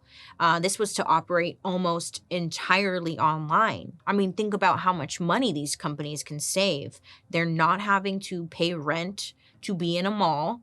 They don't have to worry about shoplifters or window displays, marketing, bleep, blop, bloop, hiring. It's now just a warehouse with a ton of cheap clothes piled inside of it. So instead of wasting all that money on a storefront, when they knew that their customers preferred online shopping, they dumped all of their cash into influencer marketing and celeb partnerships. Brands like Pretty Little Thing knew that their target demographic was young people who were influenced by celebrity culture, and they realized if they spent their marketing budget getting people like Kourtney Kardashian to be in their advertisements, the clothes would sell like hotcakes, regardless of the quality. Pretty soon, Fashion Nova does a line with Cardi B, Boohoo teams up with Zendaya, and boof, the money is rolling in. Sometimes there's no official partnership at all. Like a brand will just straight up copy a celebrity's outfit or a piece of designer clothing.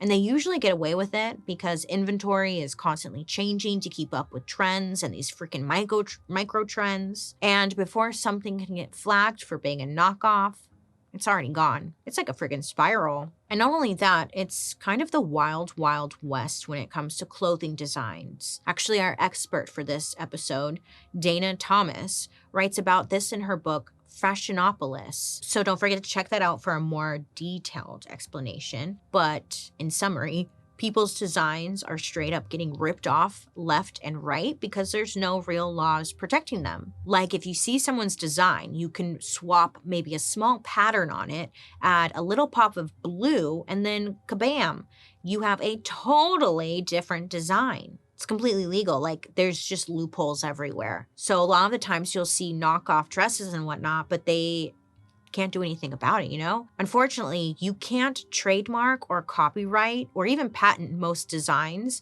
because according to the government, clothing is a quote useful article, like a necessity, and not an artistic creation. So big companies with a lot of resources take advantage of this and screw over whatever designer they want all of the time. They steal, especially from younger or independently owned people, companies. It sucks. These companies know if someone sues them, there's usually not much they can do unless someone has a status that helps amplify the problem if it's happening to them. Soon it wasn't just celebrities trying to sell clothes, it was now mainly influencers. So really fast fashion and social media are these two BFFs just keeping this circle jerk alive. Studies actually show that time spent on social media correlates to online shopping, and following more influencers is directly tied to more time spent shopping, probably for the things that they're being paid to wear and recommend. I don't get sponsored by fast fashion. Oh, but this is fast fashion. Yeah. Don't buy this. I told you. Yeah. At the end of the day, the problem with fast fashion isn't simply influencers though, so let's not blame them. And it's not even social media, it's something so much darker. I'm talking about the situation that went down. I'm talking about this rumor that was going around that the word help started showing up on clothing tags and order forms from a fast fashion company named Shein. Now, I should say these cries for help haven't been 100% confirmed as real, but investigators tried to confirm if this was true or not, but they essentially kept getting doors slammed in their face. Yeah. Shein exploded into the fast fashion industry real quick. I mean, it's the #1 shopping app in 56 countries. I bet you didn't even know there was 56 countries, including the United States of America. And it's easy to see why. I mean, everything is very, very affordable. The clothing ranges from $8 to $30. But makes you think, well, how are they doing it then? Well, that's the thing. No one really knows. The company Shein is extremely secretive. That's suspicious, okay? Especially about how they treat their employees. Shein's headquarters is located in Guangzhou, China, and what happens there is one big, again, mystery. Only a handful of outsiders have ever been allowed to see the inside of their factories. Yes, it was giving me Willy Wonka, for sure. In 2021, a journalist named Wu Peiyu, who works for an online magazine named Sixth Tone, was able to tour their facilities. I'm not sure how she got in, but she got in. And what Wu reported was pretty alarming. There wasn't one big Shein factory. Shein was a web of small, rundown workshops spread across the city, and each of them were filled with exploited and uncontracted workers. If the workers are not part of something called a social welfare system, they essentially have no rights, no guarantees, and can be massively underpaid, or honestly just not paid at all. There was actually an investigation done into Shein's staff in Guangzhou, and they found that employees usually worked 75-hour weeks and only got 1 day off per month. That's more than working 10 hours a day, including weekends. But because all of this is happening thousands of miles away for so many of us, and because Shein has lied about their labor practices, the problem is often overlooked. As one journalist said, quote, "There is no magic. The only way you get such a cheap product is by not paying workers." End quote. You might be thinking, Bailey, why would anyone work there if things are so bad? I would just quit. Well, first of all, yes, it's a huge bummer. Your feelings are valid. But when countries don't have strong labor laws, this is the best and maybe only option for so many people. But there is one giant toxic issue no company in this industry can run from, and that issue comes in the form of waste. First of all, we have to talk about H2O, simple everyday water. You know, the stuff that we drink in our mouths, maybe. Well, the fashion industry also needs water to run their factories and clean their clothing. And let me tell you, it's not like a little bit of water they're using. Dude, they're using a shit ton of water. It's been reported that the fashion industry gulps up about 21 trillion gallons of water every year. What? Huh? Who? Where? Yeah, that's what I said. I was like, what? How? Now I was like, well, what the hell does like a trillion look like? So to help you visualize it, that's enough water to supply New York City, all of New York City, for 57 years. Pause for dramatics. Now, that is an ungodly amount of water. Now, I don't know about you, but it seems a little bit more important to make sure our cities have water instead of making sure we have, I don't know, a cheap Led Zeppelin t-shirt that ends up as a cleaning rag in our house.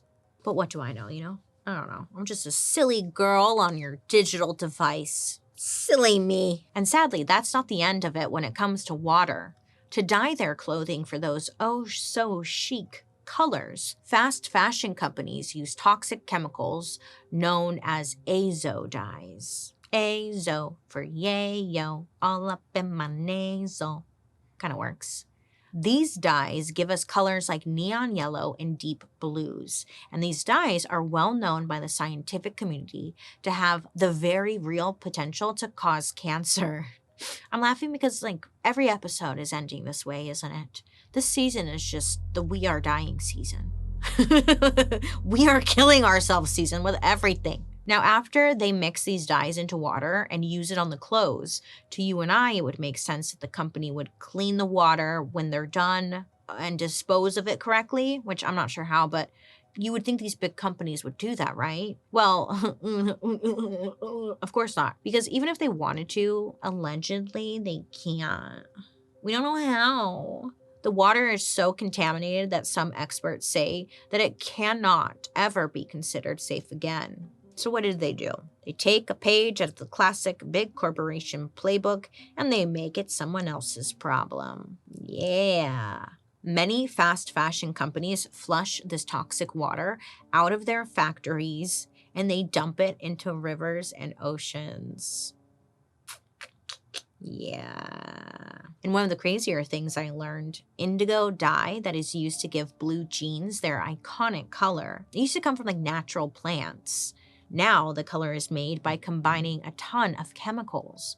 One of those chemicals is formaldehyde. Round of applause for formaldehyde. Yeah. Oh, you don't know what formaldehyde is? Well, let me tell you. It's used to preserve dead bodies. And it's really toxic and it can kill you. So, and it used to be a nail polish, but it's not anymore. And I think eyelash glue, like we were kind of wild. Next up in the fast fashion waste department is the problem of microplastics. Now, microplastics are exactly what they sound like. Many pieces of plastic about the size of a sesame seed. Unfortunately, these plastic sesame seed looking things are actually extremely bad for the ocean, all for the life in the ocean, and even for us humans. Okay, so where do they even come from? Oy vey. You see, as we humans got better with technology, we invented synthetic materials we can use to make clothing out of. And when you hear synthetic, just think unnatural, fake. Okay, got it? Good. And not only this, but manufacturers also started making clothes with lower quality material so they could charge less for all that chic, sexy, fast fashion, realness, or whatever. Now, a ton of that clothing is made of polyester, which, did you know, is also a type of plastic? And some other really popular fabrics, nylon and spandex. They are plastic too. And you should be looking at those $5 t-shirts a little differently now. There are tons of microplastics all up in your garments, and they're also floating around in the ocean. Some of it comes from chemical companies, some of it comes from littering, but at least 35% of it comes from making fast fashion clothing. So how does all this get in the water in the first place? Well, this is a wild answer that threw me off my pony. The washing machine. Yeah, the washing machine. These plastic fibers make their way into the water when you do a load of laundry. It exits your house, travels through all those pipes, and then ends up in the ocean. And then it ends up in the fish and shrimp and whatever else is swimming around the ocean. And then we eat it. Ugh. Another problem with fast fashion is pretty obvious. Not all of it is sold. There are around 20 billion pieces of clothing every year that need to be moved out of their warehouses to make room for new inventory. And they need somewhere for it to go. So I was thinking, okay, maybe they're donated, right? No. I have no good news here. In late 2021, EcoWatch, a leading source of science-based environmental news, published a bombshell report that detailed how fast fashion companies like Old Navy, Hollister, and Zara get rid of all their clothes that they can't sell. So it found that shirts, jeans, leggings, you name it, all of it was shipped to Chile every year with the goal that it will be resold in Latin America. But most of it isn't sold. And investigators found out that every year, on average, almost 40,000 tons of unsold fast fashion items get trucked out to the desert and are dumped there to rot. But then, in June of 2022, just 6 months after the report came out, one of these clothing mountains in Chile, kablam, went up in flames. Randomly, allegedly. It just burned. And these clothes are the perfect fuel because, hello, they're made of flammable materials like polyester and the synthetic chemicals and dyes. So, hot fire. And many experts believe that this fire didn't just happen. I mean, someone started it because they probably wanted to burn the evidence left behind by these fast fashion companies. But you may be thinking, great, I mean, they burned it, they got rid of the clothes, problem solved. No, unfortunately, no. These items were never meant to be burned. So the smoke from this clothing fire was horrible.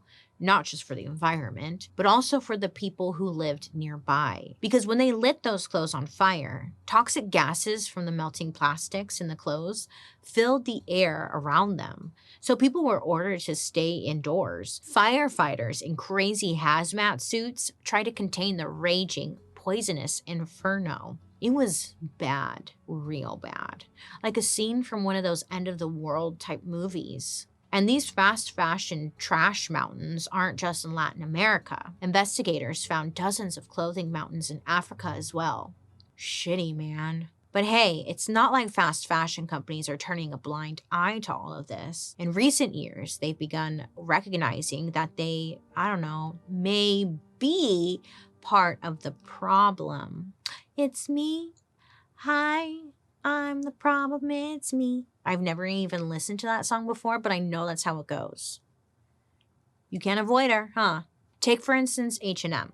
They have a whole line of clothing that they market as conscious choice products. These pieces are created with, in their words, quote, a little extra consideration for the planet, end quote. Oh, so cute. But what does that even mean? They say these conscious choice items feature sustainable material. And to find them, people just need to look for the green hang tag. Well, it's kind of funny because H&M is currently being sued in the US federal court for greenwashing. Greenwashing is just a slimy form of advertising used to convince the public that a company's products are environmentally friendly when in fact they are actually not. The lawsuit alleges that the green hang tags are misleading, deceptive, and potentially illegal. The lawsuit says they shouldn't even be suggesting these pieces of clothing are more sustainable than their other products. At the end of the day, many of those conscious choice items are still polyester and plastic. So what is it doing for the planet, H&M? We want to know. Okay, so then there's another option. You can recycle, right? Recycle, reuse, reduce. And I don't know how it went, but I just remember that part. Recycling can't be bad. I mean, it's better than throwing away stuff, right? Well, actually, no, Bailey. The clothing is still made from plastic crap, which is harming your body. And the whole conscious choice thing makes consumers think, oh, I can throw it away and feel good about myself because it will be recycled. Not necessarily. The lawsuit alleges that programs like this actually encourage consumers to buy more clothes and then toss away the other ones more sooner because it tricks us into thinking, hey, they could be recycled in some magic machine and turned into a bicycle. And this is on brand for H&M. Some experts believe they are the biggest greenwasher in the fast fashion industry because they reportedly invest in a bunch of environmental startups while at the same time overproducing tons of clothes, which most likely just ends up in landfills and those trash mountains I talked about earlier. But to be fair, H&M is just playing the game that the fast fashion industry created. And they're not the only ones accused of doing this. But then again, two wrongs don't make a right. I don't even know what that means. But okay, Bailey, we move forward. It might fit there. Is fast fashion a company problem, a consumer problem, a social media problem? At the end of the day, it seems maybe it's just all of it. It's like the perfect storm. It's a circle jerk of never-ending nonsense. And what are we supposed to do? The companies are still putting the clothes out. And it's like, well, how are we supposed to change this huge-ass problem? Don't look at me. I mean, I don't have the answer. That's why I just kind of gather my information and maybe we can brainstorm. I mean, where do you think this is going to end for us? Eventually, we're going to run out of land to put this trash on, and we can't burn it. So what's the end goal here, Fast fashion giants, I'm asking you. Hello? Are you there? Bring. Fast fashion, is that you? Hello? I don't know. Well, look, maybe long term, we can start with banning synthetic materials and toxic dyes. Just a thought. I don't know, no one asked, but I just want to throw that out there. But for us consumers, I think it's as simple as being thoughtful whenever we can, okay? Sometimes fast fashion is all we can afford, okay? I totally get that. But there are times when maybe you don't have to be so impulsive and you can save and not shop. I don't fucking know what I'm getting at. Brainstorm, everybody. And I do need to say that there are a lot of activists, journalists, and upcoming designers who have eco-friendly options. Oh, remember that commercial for cotton? The fabric of our lives. Yeah, so I randomly looked them up because I was like, is that still around, that slogan and all that? And they actually have a website called The Fabric of Our Lives. I'm not sponsored or anything. Well, you can shop on their website and they pull products from different stores on the internet that are 100% cotton. Yeah, it's actually really cool. You do have to I would still double check because I went on there and some of them were not 100% cotton, but a lot of them were. But then also it was really pricey too. So I don't fucking know, you guys. I don't know. They've got us stuck. This is exactly where they want us. Because we can't get better clothing unless we demand better pay or bring factory. It's so complicated and it just doesn't have to be really, I don't know. There are so many different apps and websites where you can buy secondhand clothing. That's an option. Also, maybe you can raid your grandma's closet, but make sure to leave her with stuff. And when all else fails, nudist colonies are a thing. I mean, I've been to one. Sometimes they have free alcohol. I mean, you don't even need clothes. We could just put on some suntan lotion, play some volleyball, eat a potato. I don't know. Or we can go back to the super olden times and just wear a potato sack. That's where I'm at right now. I'm so over it, right? I can't wear my lotions, nothing. I'm dry. I just need my potato sack. It's over for me. What about you, Joan? Okay. Well, everyone, thank you for learning with me today. Remember, don't be afraid to ask questions to get the whole story because you deserve that. Now, I'd love to hear your reactions to this story, so make sure to use the hashtag Dark History over on social media so I can follow along. And don't forget to join me over on my YouTube, where you can watch these episodes on Thursday after the podcast airs. And while you're there, also catch my murder, mystery, and makeup. I hope you have a good rest of your day. You make good choices. Try your best out there. That's all you can do. And I'll be talking to you next week. Goodbye.